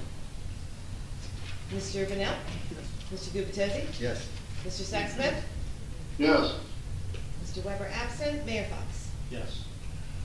Bond ordinance 2022-17. This bond ordinance provides for various drainage improvements along Beach Avenue and Bradley Boulevard, located in the borough of Bradley Beach, appropriating $400,000 thereof, and authorizing the issuance of $380,000 in bonds and notes to finance a portion of the cost thereof authorized in and by borough of Bradley Beach, County of Monmouth, New Jersey. I'll start with council comments.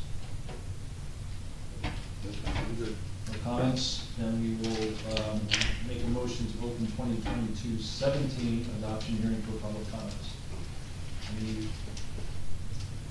Make a motion. Second? Second. Mr. Benel? Yes. Mr. Gubatose? Yes. Mr. Sexsmith? Yes. Mr. Weber absent, Mayor Fox? Yes. Okay, are there any comments on 2022-17 from the public? Okay, I'll make a motion to close the adoption hearing and move to the appropriate resolution, to approve resolution 2022-17. Second? Second. Mr. Benel? Yes. Mr. Gubatose? Yes. Mr. Sexsmith? Yes. Mr. Weber absent, Mayor Fox? Yes. Okay, on the communications, we have one communication tonight, that's the library board resignation. I want to thank Laura Petrecka for her service to the community this past year. She opted to resign for work and personal reasons. Okay, we'll move to the consent agenda. We have two things on the consent agenda, 2022-263, the bill list for December 13, 2022. And 2022-264, approval of the Shore Atlantic Club to conduct their annual polar bear race on Saturday, December 31st, 2022. Do I have a second to approve the consent agenda? Second. Mr. Benel? Yes. Mr. Gubatose? Yes. Mr. Sexsmith? Yes. Mr. Weber absent, Mayor Fox? Yes. On individual resolutions, I'll make a motion to table 2022-71 till post-executive session. So I have a second on that motion. Second. Mr. Benel? Yes. Mr. Gubatose? Yes. Mr. Sexsmith? Yes. Mr. Weber absent, Mayor Fox? Yes. Individual resolutions, 2022-265, approval of council business meeting dates for 2023. Make a motion to approve 2022-265. I have a question, Mr. Mayor. Sure. Actually, it's a question for you, Eric, I think.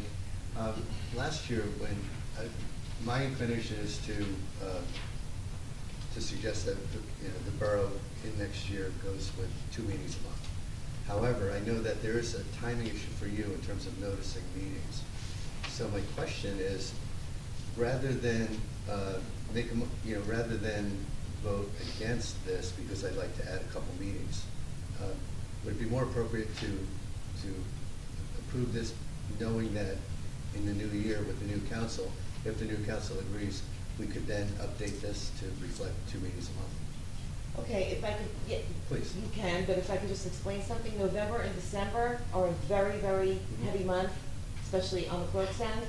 You have the election, you have the league, and December you have RFPs, which myself and the deputy are responsible for opening, so 2 meetings, that's why originally that, for years, those 2 months were reduced to 1 meeting. And this is a valid point, and I think the new council, in my mind, I'm thinking we'll just wait to have the new council address it, but it's not going to, we're not prohibited from changing this if the new council wants. You may, yes. I mean, like, let's say you wanted to throw in a second meeting for a bills list, because, you just wanted to have a special meeting. You can do that. For example, we're talking about adding a meeting in December of this year. So I just wanted to let, if there was any individual in the audience, for example, who might request 2 meetings a month for the past few years, I just want to let that individual know that I'm actually thinking to do the same, but that would be something we could do early next year, if the new council wanted to do that. You could. Okay, thank you. Okay. Thank you, Mr. Mayor. Okay, second on 2022-265. I'll second. Mr. Benel? Yes. Mr. Gubatose? Yes. Mr. Sexsmith? Yes. Mr. Weber absent, Mayor Fox? Yes. 2022-266, approval of a shared service agreement renewal with the Borough of Allenhurst for municipal court services. Make a motion to approve 2022-266. Second. Mr. Benel? Yes. Mr. Gubatose? Yes. Mr. Sexsmith? Yes. Mr. Weber absent, Mayor Fox? Yes. 2022-267, approving shared services renewal with the Borough of Avalon by the Sea for municipal court services. Second. Mr. Benel? Yes. Mr. Gubatose? Yes. Mr. Sexsmith? Yes. Mr. Weber absent, Mayor Fox? Yes. 2022-268, authorizing contracts with approved state contract vendors for contracting units pursuant to NJSA 40A:11-12A through December 31st, 2022. Second. Mr. Benel? Yes. Mr. Gubatose? Yes. Mr. Sexsmith? Yes. Mr. Weber absent, Mayor Fox? Yes. 2022-269, authorizing a contract with Jobs for Blue for coordination of off-duty employment for police officers. Make a motion to approve 2022-269. Second. Mr. Benel? Yes. Mr. Gubatose? Yes. Mr. Weber, Mr. Sexsmith, sorry. Yes. Mr. Weber absent, Mayor Fox? Yes. And 2022-270, awarding a contract to Green Spot AC LLC of Jersey City, New Jersey for installation of electric vehicle infrastructure. Make a motion to approve 2022-270. Second. Mr. Benel? I don't think we've given clear enough direction to Green Spot, so I'm voting no. Mr. Gubatose? Following the guidance that Ms. Humphrey provided, that we at least have until the end of this month to make this decision. And there are questions specifically in my mind around location, especially the residential location and the alternatives that we might need to consider that would not be particularly residential. I'm going to vote no at this point. You have something on? Yeah. So it's a bid. The proper would it be not to vote but table it because it has to be rebid otherwise? I would like to table it. The mayor got the motion before I could, so after we vote no, can I make the motion? I think you're gonna. I have to table it first. You have to. Well, you started voting, so you could just stop voting and table it. That's what you're gonna do. Okay. All right, 2022-270, I'll make a motion to table. Second. Second. Mr. Benel? Yes. Mr. Gubatose? Yes. Mr. Sexsmith? Yes. Mr. Weber absent, Mayor Fox? Yes. Okay, so we have mayor comments, reports. I thought I'd start tonight with, to see if the business administrator had anything she wanted to cover. I know that she just met with the our engineering firm, so I don't know if in concert you guys want to just cover a few things and then we'll go into reports, or? Sure. I believe that Ben might be in the microphone, or unless you feel like you heard, yeah, I think that's probably the best. I don't have too much. I have my end of year meeting coming with all the departments and department heads this coming week. I have requested that each of the departments give a 5-minute presentation or report on how they felt the borough, how we're functioning, how the department's functioning, any changes that we need to see, any changes in the budget. Budget requests are out to them, so we'll discuss the different budgetary needs. There has definitely been an increased cost this year due to inflation, the cost of materials, gasoline, fuel, utilities. So I'll be better prepared actually in January to give the end of the year information from each department. And then I'm going to let Ben give the engineering update as well. Thank you, Kim and Mayor and Council. So I wanted to just come here today and give you kind of an end of year report, summary of the work that has gone on in town this year. So I'll start with some of the projects that are underway right now that we're working on. So first we have the ADA improvements to Lake Terrace Park. That is utilizing a $70,000 Monmouth County open space grant that the borough was awarded. We prepared plans and specifications. The project went out to bid. Unfortunately, the bids came in higher than what was budgeted for.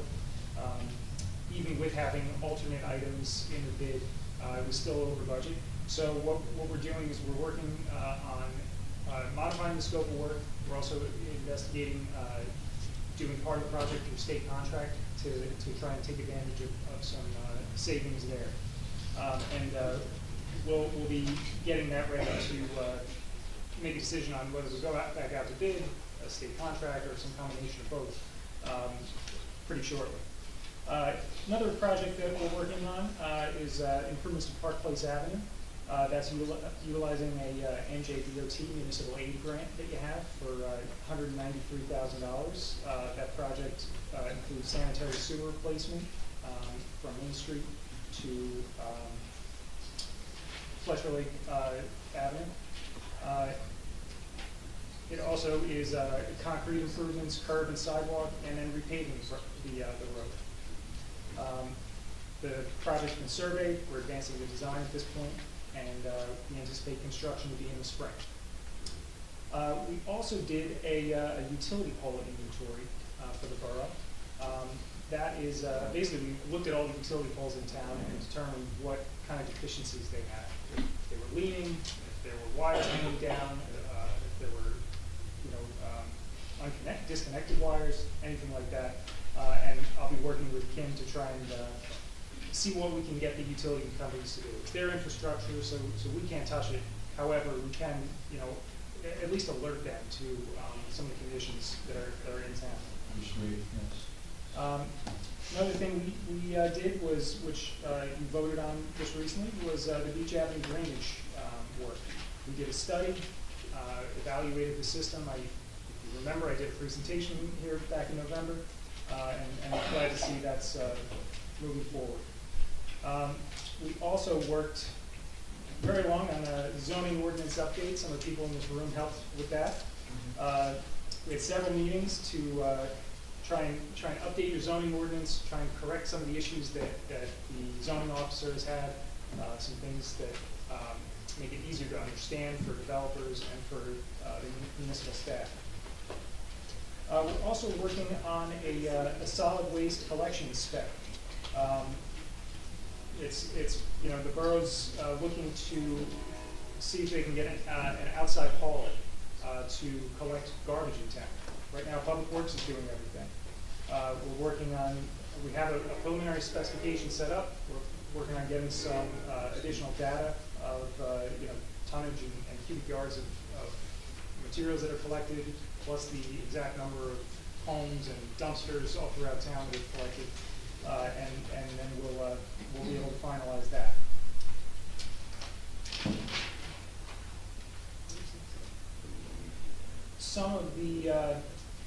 Some of the pending grant applications that we have in town. We've applied for a few grants this year. We applied for another Monmouth County Open Space grant for the Bradley Beach Recreation Center. That is for resurfacing the sports courts, adding pickleball, restriping, improvements including to the paver walkway, some fencing improvements, and then there's some drainage issues that we can take care of as well. There's also a new grant out that was just announced recently, local recreation infrastructure grant. That's it's a relatively new grant. It's the first year in existence was last year. So we're going to be applying for that as well, and I believe the application deadline is in January for that. So we're working on that. Some other grants that we are working on, or that we have applied for, a Safe Streets for All grant. This is a federal planning grant that is opens up opportunities for larger federal grants. Basically, this is part of the federal government's goal for 0 deaths on American roads.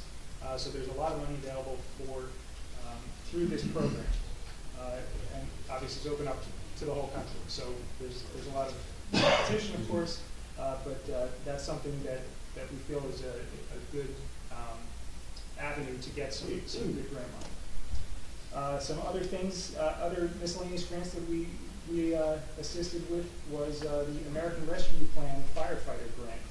we helped your administrator with that and actually got a $40,000 grant for some protective equipment for the fire department. There's also an automated license plate reader grant.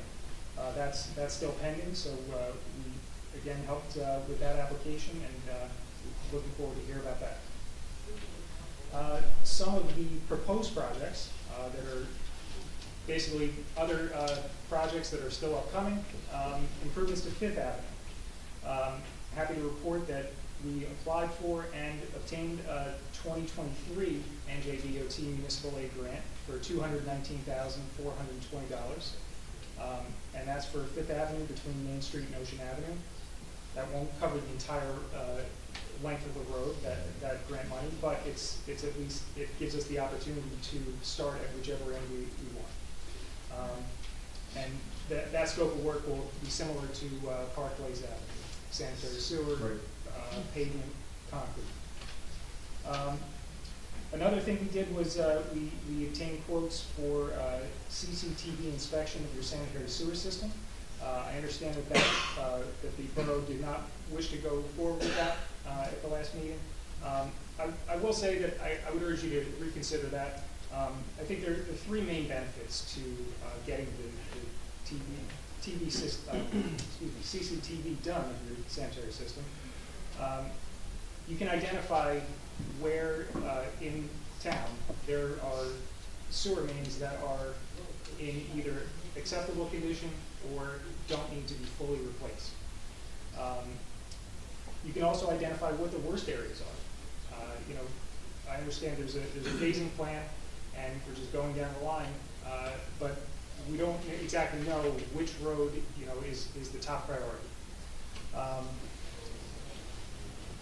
Last thing that it'll do is we'll be able to have a record of where all of the laterals are to each house.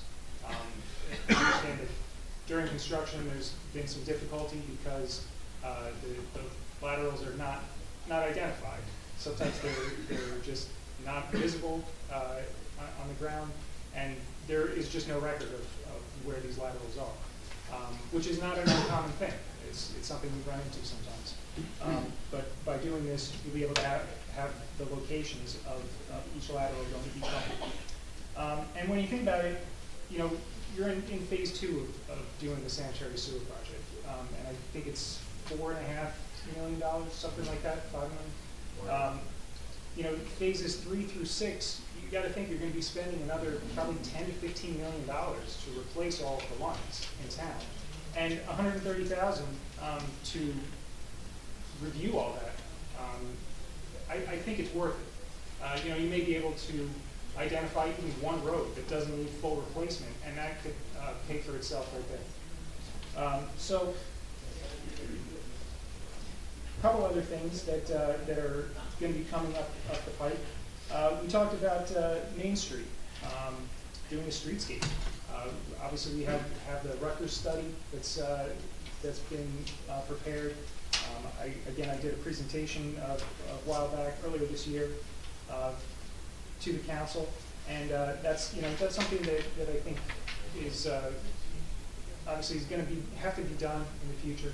Something we have to plan for, and I know that the Joint Insurance Fund has indicated some areas, particularly in front of the municipal building, in front of Riley Park, where there are areas of concern, tripping hazards from big brick pavers. Sylvan Lake Bulkhead. One of the things that was discussed was continuing that bulkhead upgrade. There was some replacement of the wood bulkhead with a block wall was previously done, and we want to extend that. We also want to add a walking path. I think you have a good amount of space there between the road and the lake, where you can have a nice walking area.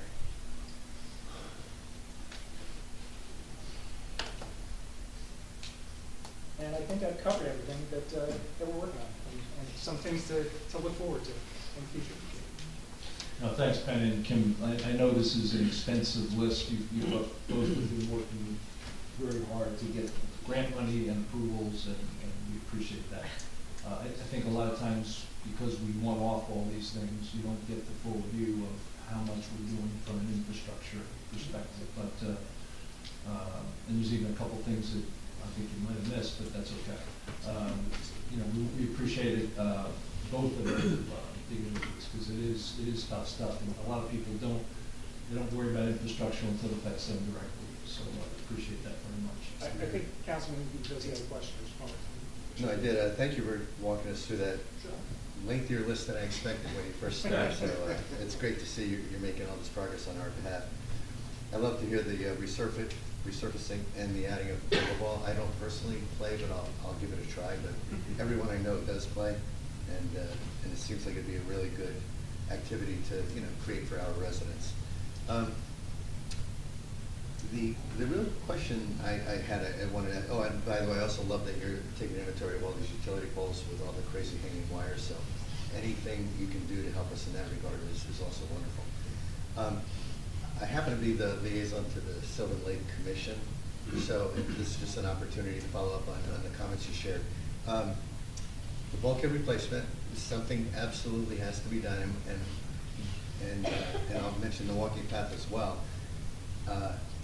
My understanding as the liaison to the Sylvan Lake Commission is the Sylvan Lake Commission is not interested in a walking path. Now, I'm not making a judgment one way or the other, but I am alerting you to that fact and hoping that you can work with the administration and the commission to just determine what would be the best recommendation for that area. Okay. And with the bulkhead, we absolutely need to do something. Once again, I don't have the answer. I will trust our professionals. But my comment there is only that there is a larger project, basically a dredging and a restoration of the lake. They've been applying for federal funding for the last couple of years. They're in the process of doing that again. If you're not speaking with those engineers, it'd be great if we could maybe connect you to, just so that whatever you're thinking makes sense for the bulkhead could be done somewhat in conjunction with whatever the vision is for the restoration of the lake. That's a great point. I will definitely make sure I get in touch with them. Thank you very much. Okay, thank you. Okay, council comments. Start with Councilman Bennell. Okay, so digging into the first aid and fire here. For the operational period in December 13, 2022, the first aid squad responded to 28 calls and 6 night calls for a total of 26 calls. 18 were for medical, 8 for fire calls. There were no out-of-town mutual aid requests, and the squad requested no mutual aid for this operational period.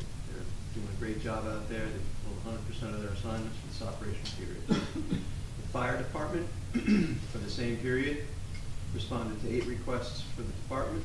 The department conducted 2 training drills for the safety and education of the members. There were no out-of-town mutual aid requests. The department requested a box alarm be transmitted on 11:30 for a structure on 4th Avenue heavily involved in fire. The department wishes to congratulate our 2 new firefighters, Ms.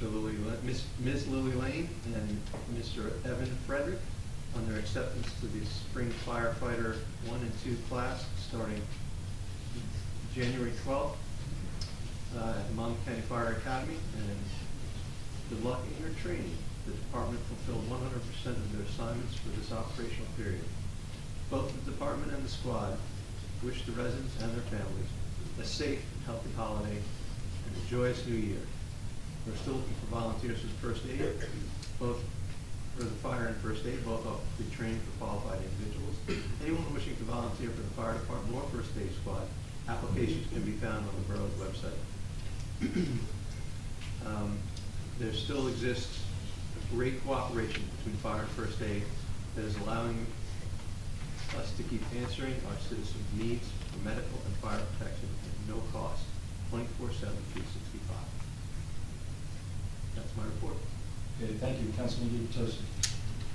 Yes, thank you, Mr. Mayor. For starters, I meant to mention this when we were voting on the resolution regarding establishing our meeting dates for 2023. I forgot, but in case anyone else missed this, I initially missed the fact that we, the borough, are moving our meeting dates to Wednesdays next year, 2nd and 4th Wednesdays. of it each month. I actually figured this out about half an hour before the meeting, so I was looking at the dates. I was actually trying to check the Jewish holidays, and I was looking at the calendar, and I'm like, wait a minute, these are all Wednesdays, so I just missed it. But I just want to make sure everyone's aware, it'd be the second and fourth Wednesdays of the month.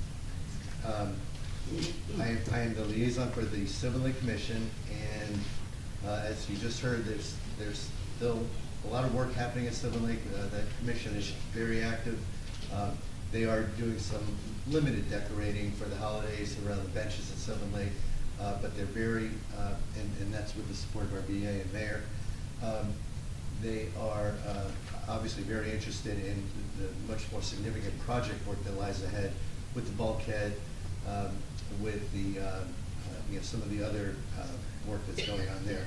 And they are very aggressively working with, in tandem with Avon, to attempt to secure funding for ongoing work related to the restoration of the lake.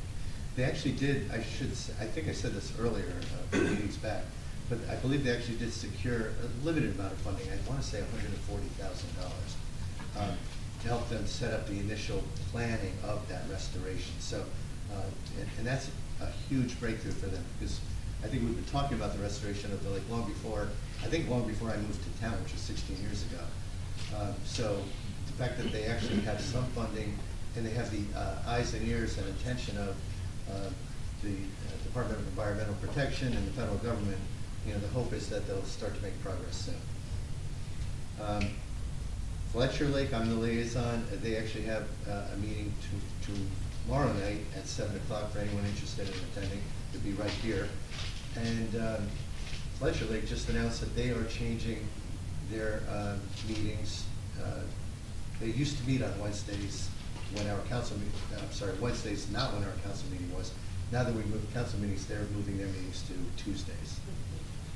I also want to mention, there seems to have been just a glitch, I'll call it, for want of a better word. I believe I was not aware, I believe the council was not aware that we had allowed a resolution that we made a couple years ago to lapse related to the ABC relaxation of land use laws. I actually noticed some folks from one of our businesses in town who actually reached out to me a few days ago and said, hey, what's going on with the ability to have tents, the ability to have other things in parking lots in place of parking? And I realized that we had a resolution in place, obviously aligned with the governor's orders back when COVID was big, to allow all of our businesses that had the space to use parking space for dining. The council had a meeting on September 28th. We had a workshop. We discussed this, and the council said, actually our attorney said, the council would make a decision on it in a couple months ahead. That resolution that we passed 2 years ago expired in November, but the council never readdressed it.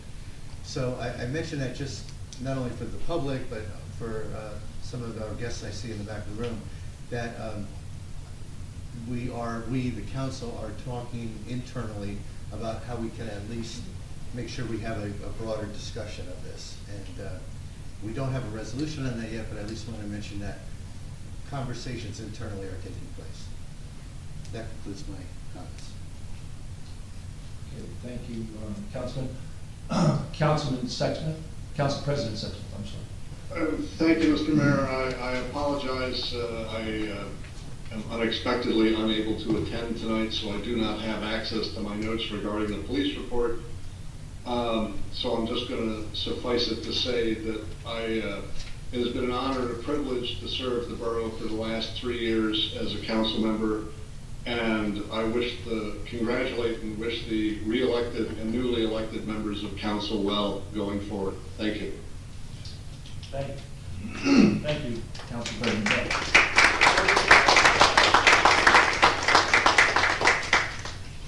Okay, I have a few things. First, as I said at the last council meeting, election day has happened. We do have we have a couple of incumbents and a couple of new additions to the council. There was a recount, changed things by a couple of votes, but nothing to change the result. I did have somebody ask me about, the value of recount, and my answer to that was in 2016, there was a recount that actually did change our election result in town here. It's certainly the prerogative of those who run to do that. But I do thank those who ran and were successful, and those who ran that weren't successful, because in either case, people have stepped up and showed that they care about our community. So just wanted to make that comment. I attended last week, along with a number of people on the police force and the business administrator, a graduation for our newest patrolman, Sean Johnson. He's been a trainee, but he went through basic training and joined, I think, 28 other trainees at our Monmouth County Police Academy, and graduated, and we congratulate him on that. My next comment is, we are certainly hoping that the third time is a charm. We're planning our annual tree and menorah lighting this Sunday. The team has been pretty successful in getting most of our vendors back, which the second pass we wouldn't have had that happen, but we were able to do a little bit of horse trading, literally, and we got the horse-drawn carriages back, and so it should be a good event. The forecast is for it to be a little bit brisk, but we're going to have hot chocolate, so everybody, we invite you to that. And you'll hear, we'll continue to announce that between now and the weekend. Our Arts Council is reprising a highly successful Ellis Island, The Dream of America. It's appropriate for a number of reasons, but I just want to mention the performances of the last weekend of January, starting 27th for 3 days, and then the weekend of February 3rd. These performances are dedicated to the brave people of the Ukraine by the Arts Council. And for those who didn't attend the Ellis Island play a few years ago, it's really worth it's really worth the time to see that. So we encourage all of these 6 performances at the school, and those who haven't been to school in the last few years because of COVID, you can kind of reintroduce yourself to the auditorium, which is a beautiful place for an event like that. Just 1 or 2 other quick things. I did mention last meeting about our League of Municipalities that we did get some good things that came out of that. I think we almost closed the deal just about yesterday, I guess it was, on a lightning warning system. We're working with Avon and Ocean Grove on a system that has great promise and will deliver us a safer beachfront in 2023. The reason we're working with those 2 towns is the scope of that product really could take us from the middle of Bradley Beach to either end of Avon and Ocean Grove, so we can split the cost in 3, and it'll warn us 20 miles out of a lightning strike, and we can act more appropriately. We're going to continue to look at our procedures too. Once you get off the beach, where do you go from there? We want to make sure people just don't stand on the promenade and put themselves at risk.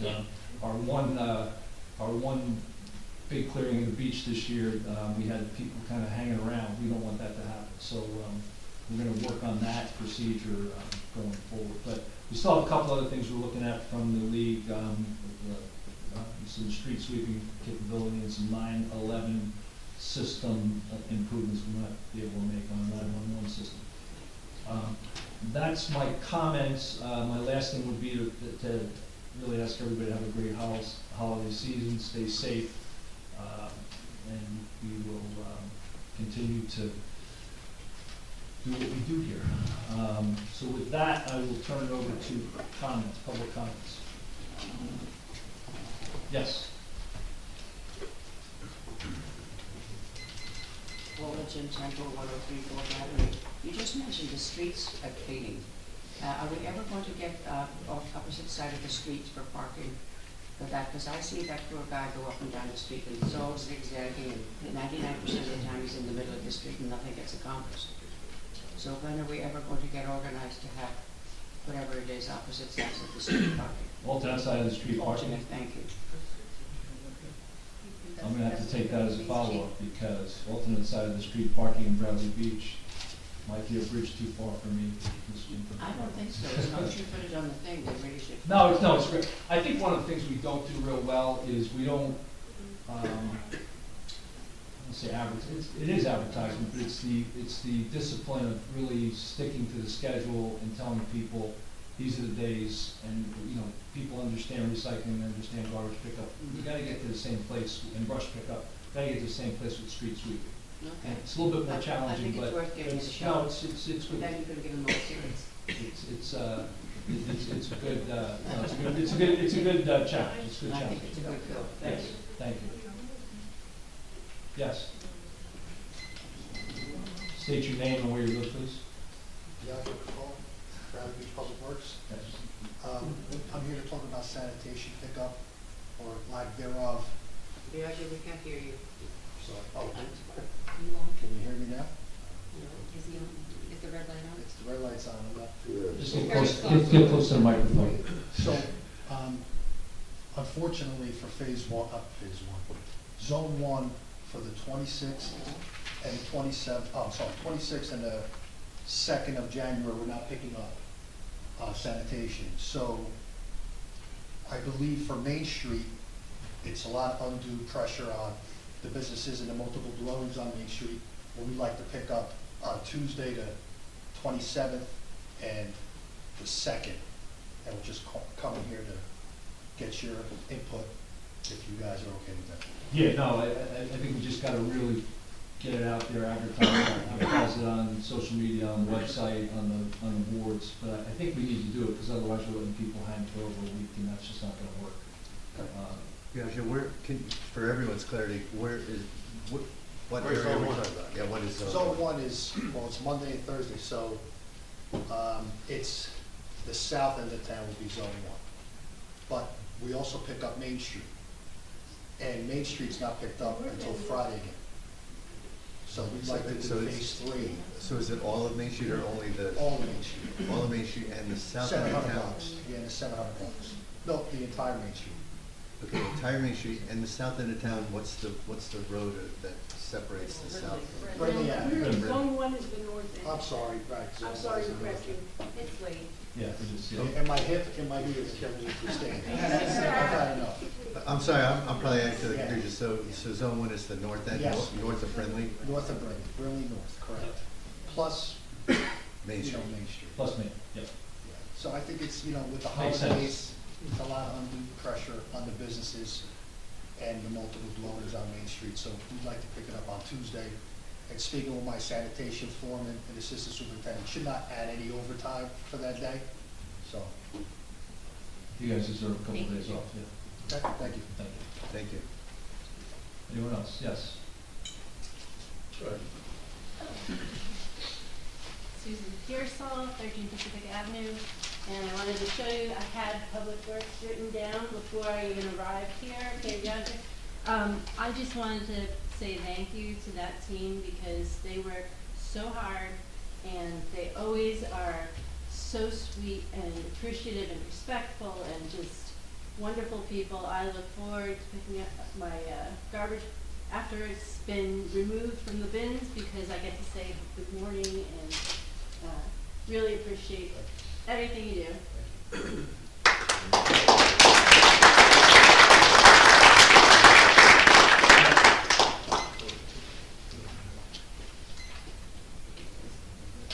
I hear you. Don Greenberg, 302 Park Place Ave. Is there going to be a meeting on the 27th? Council meeting? I think it's in process, In process means yes or no? Are we It's in advertising process that? of getting put together. Oh, so it's going to be, it's going to happen, okay. And are you guys still going to do executive session, even though John's not here? Yeah. Yeah? He says. Okay. Just wondering. Thank you.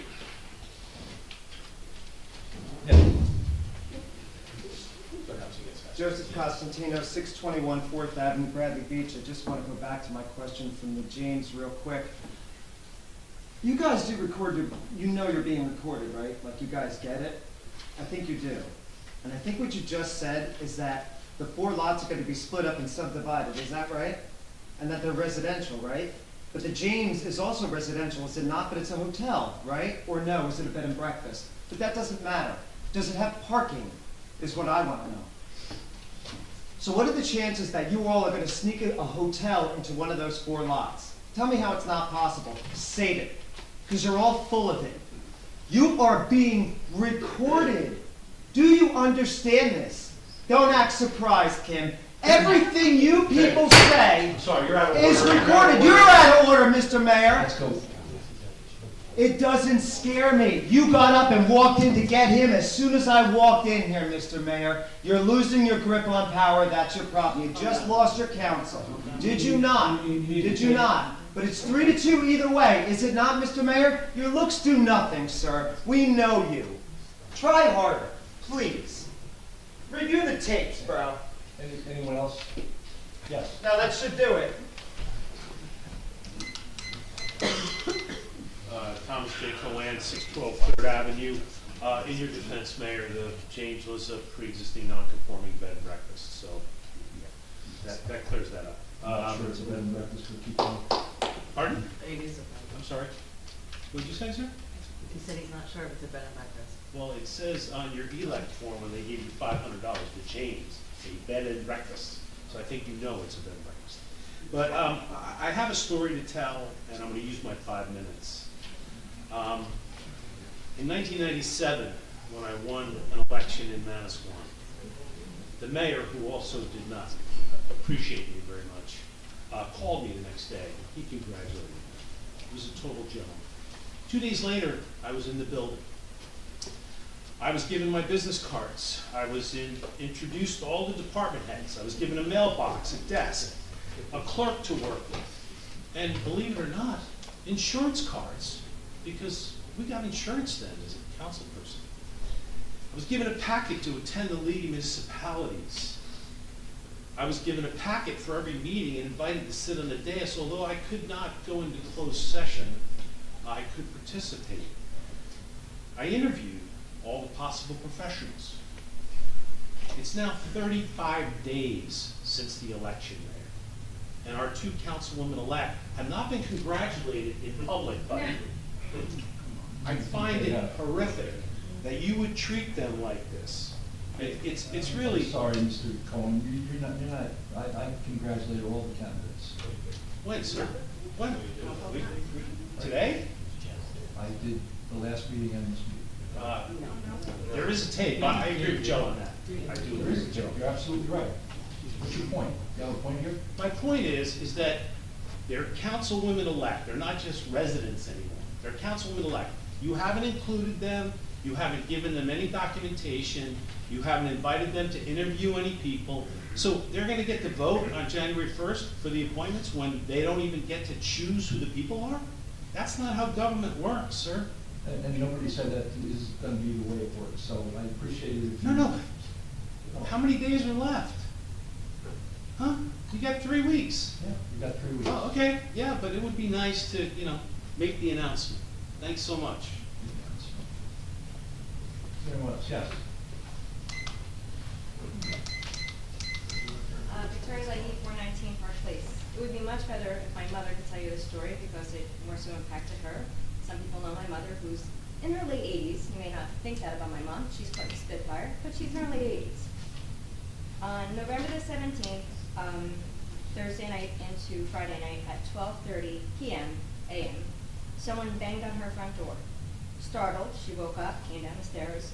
The girl was quite inebriated. She came to the wrong house because she was a guest at an Airbnb.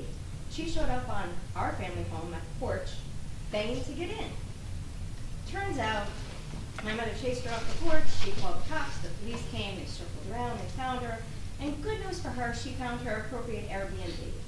But my point is this, is what are we doing about the Airbnbs? And I'm just going to revisit this time and time again until we do this. We're going to charge a rental of $25 to make sure someone has insurance. Are you going to do it for every time there's a turnover for an Airbnb, for short-term rentals? How are you protecting the residents?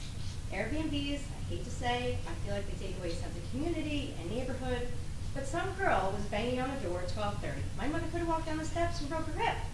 And also, no one came around and checked her property. It could have been an ambush. Someone could have knocked on her front door, an innocent girl in distress, and the boyfriend could have been in the back robbing through the back door.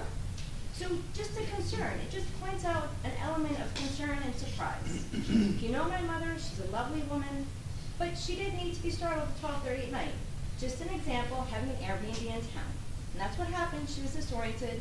And the police officer was nice enough to come back, and he said it was because she was cold and she was a little disoriented. But the girl was bombed.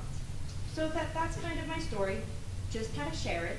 But if we can just address and visit the concerns for Airbnbs, and what are we going to do to mandate them, control them? We can do these things. We can do everything else for renters. What are you doing for short-term and determined? And they're business owners. They're making money. You're not a resident. You're not a neighbor. You're an investor, and you're making money on the backs of people in the area, and you're taking away the sense of community. Just how I tell my story about my mom. Thanks. Thank you. I would agree with you. Anyone else? Yes.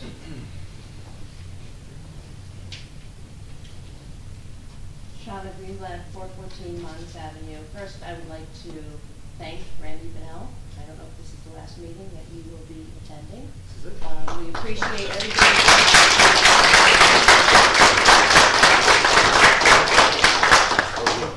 So, I'm actually commenting on something that I found very disturbing. I think it was Friday evening or Saturday.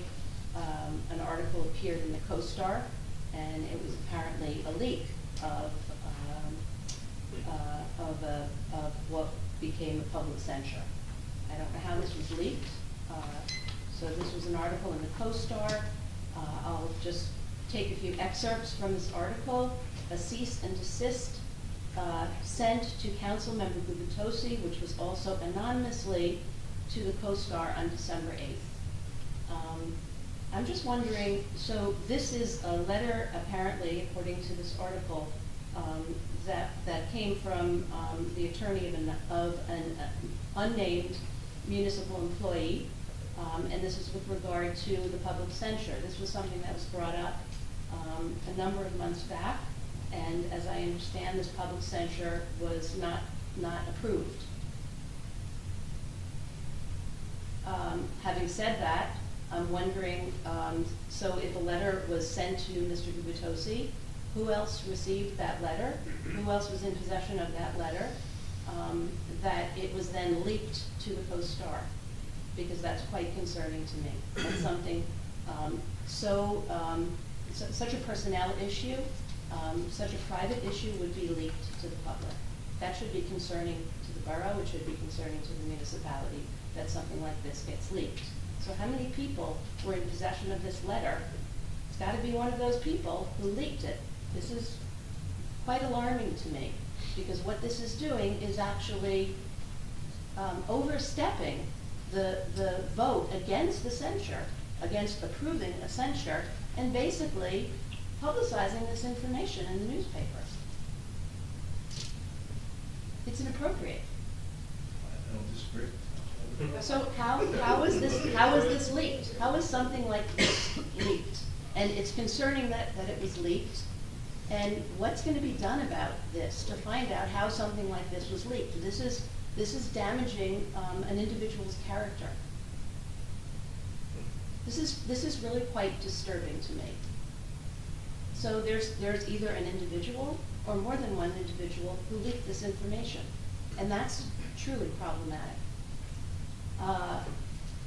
The cease and desist letter, the article also referred to Mr. Gubitosi's wife and a number of others who were also referenced as harassing.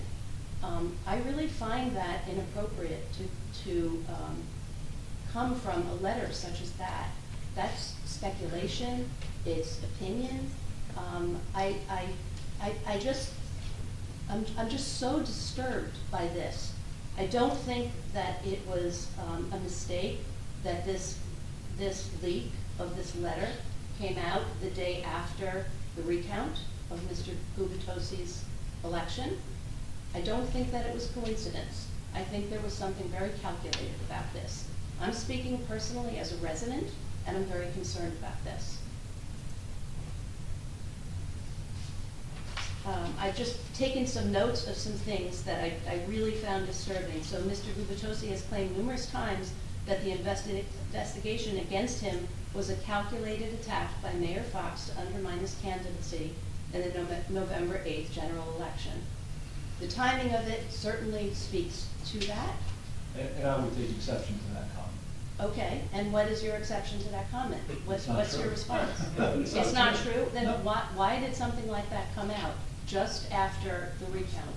I Was didn't- it I didn't make that coincidence? comment. I'm sorry. I'm What- not sure what your point is. I don't, somebody leaked this information. Someone wanted this information to go to the public, and this was confidential information. And furthermore, all the municipal employees can be protected. Their anonymity can be protected. Is there any protection for council?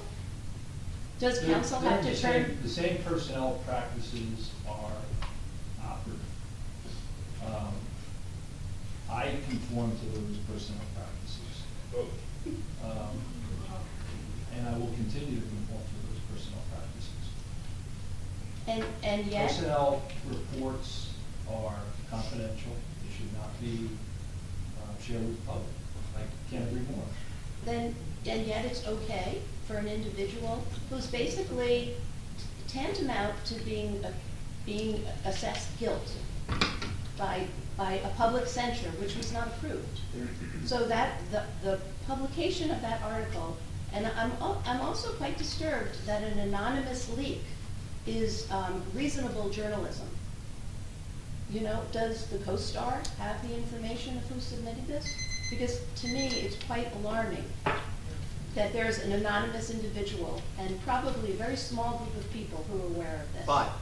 5 people, okay? So I can probably eliminate a few of the council members who have probably been supportive of Mr. Gubitosi, and then it comes down to just a couple of individuals. That's really quite alarming to me. I know that the speaker just went off. Yes, it is. Your time's up. Thank you. Thank you. Anyone else? Yeah.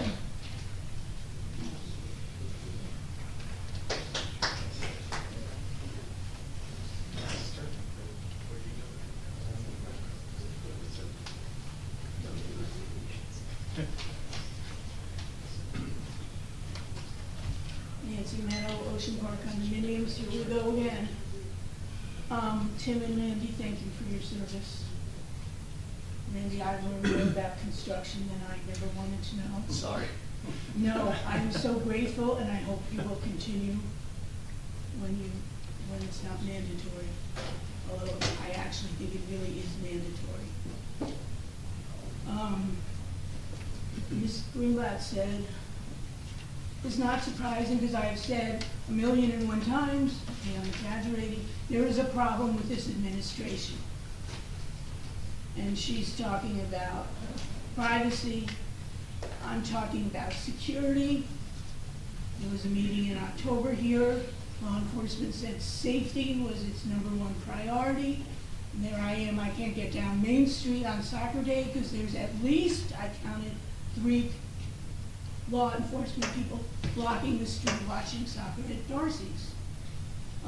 That compromises my security, my safety. As it does, the no patrols, well, I shouldn't say no, that rarely do patrols go down my street, and I'm telling you that one of these days, innocently, I'm going to run over somebody bicycling going in the wrong direction. There are rules of the road.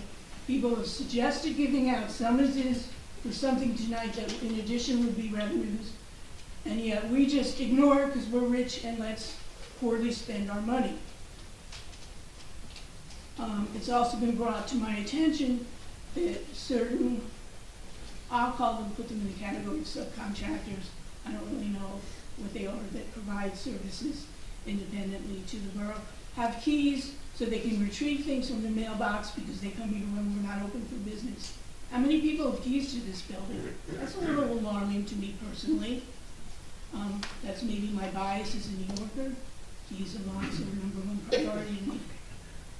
And as we discussed you not spending my money wisely, let's look at the website for which we spent over $8,000. First, the public was insulted that the volunteers who did the previous one don't know anything. I'm a little thick-skinned, so I really don't care what you think of me. However, for over $8,000, we have, I I don't know if it's done in-house or by what's claimed to be professionals. We have an opening line that's incorrectly punctuated. Then our town, city, and zip code are not even there. I had to actually email the VA to find out our fax number, which miraculously appeared on the website after I inquired. And thank you for responding quickly. I appreciate that. Amazing to me, basic information, and we pay people whether, I don't know what it is to get it right. Now we have the calendar. It defaults. I mean, we're supposed to have less clicks. I have more clicks. It defaults to the week. I don't want to see my week. I want to see my month. Then everything's a little black dot. So now I'm clicking on things because I don't know what they are, but I have no desire to see. Couldn't council be, I don't know, what's your favorite color, Mayor? Put the council meetings in that. Could rep be whatever their favorite color? This is getting ridiculous. Things have been added on, the fonts don't match. I still don't know the difference between a committee, a commission, and a department, but tourism is all three. So they get 3 listings, let alone the inaccurate information that still is up there. I never knew we had an ADA committee, nor did I know we had a committee for dispute resolution. I mean, really, but yet other committees that we used to exist, I don't know what happened to what was called the beach committee, that disappeared, as did a lot of other things. Where's the senior citizen thing? It's nice that it's on the neon sign, or whatever you call that thing. Can it be in 2 places, or we can't do 2 things? I'm not quite sure I get that. Now, it does list 2 people in departments of communication. And yet, I kind of remember maybe a year ago, we spent a lot of money on job descriptions, paying a professional. I've never once seen a job description, and I don't know anybody who's hired that has degrees in communications that is on our weekly or bi-weekly or monthly payroll. But there are 2 people listed there as Department of Communications. One is also a tax collector. Ooh, can I just say one more thing? I don't understand how aftercare begins at 3, but the school gets out at 3:10. That's what we pay for. Thank you. Any other comments? There's no comments. Quick question. Good evening, Jane Noble, Councilwoman-elect, 612 3rd Avenue.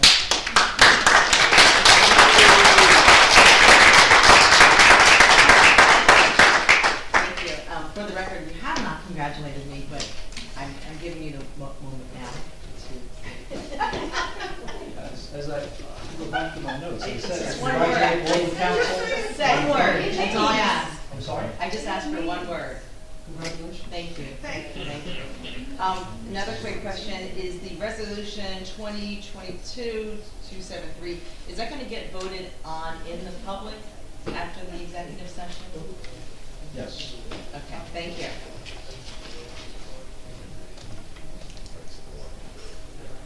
I just have 3 things. Thank you, Randy, you did a great job, and I also learned a lot about building improvements. When do we plan to put the VRBOs, Airbnbs on the agenda to figure out what we're gonna do with them? I hope as soon as possible. Well, what does that mean? I hope in Soon, January. soon, like next month? We're ready to go if there's a ready from us. Okay, and I just wanted to wish everybody a happy holiday. Thank you for coming. You too.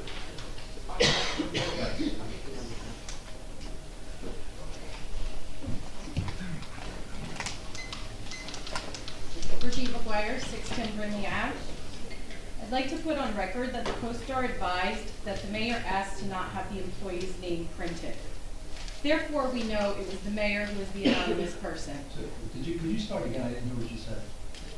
I'd like to put on record that the CoStar advised that the mayor asked not to have the employee's name printed. Understood, for protection. Therefore, we know the mayor is the anonymous person. Well, that's actually not true. I also would like to point out, after asking some attorneys, that the public censure that the mayor brought forward at a council meeting was just shaming, because censures are for personnel files, not to bring out public. And lastly, I'd like to mention that I haven't heard of a lawsuit. So I'd like to think this is just a lot of shaming the mayor keeps trying, as the timeline with Councilman Gubitosi running for council and then winning, and then the recount is very fitting to the timeline. Thank you. Yeah, I can comment.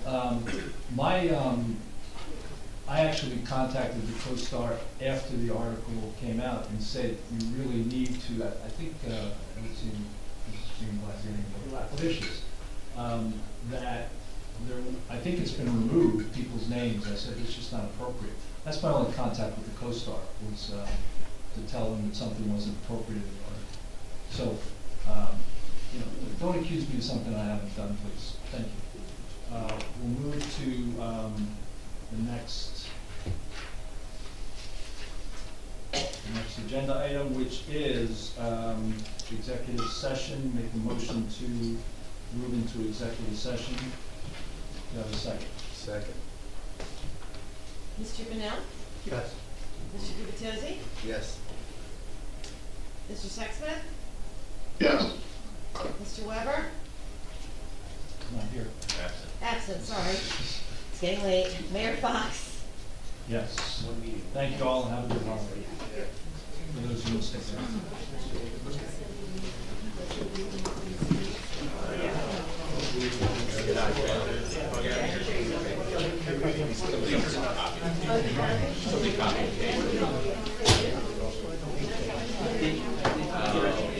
Merry Christmas, everybody. Merry Christmas, thank you. So it must have come out. No, we did.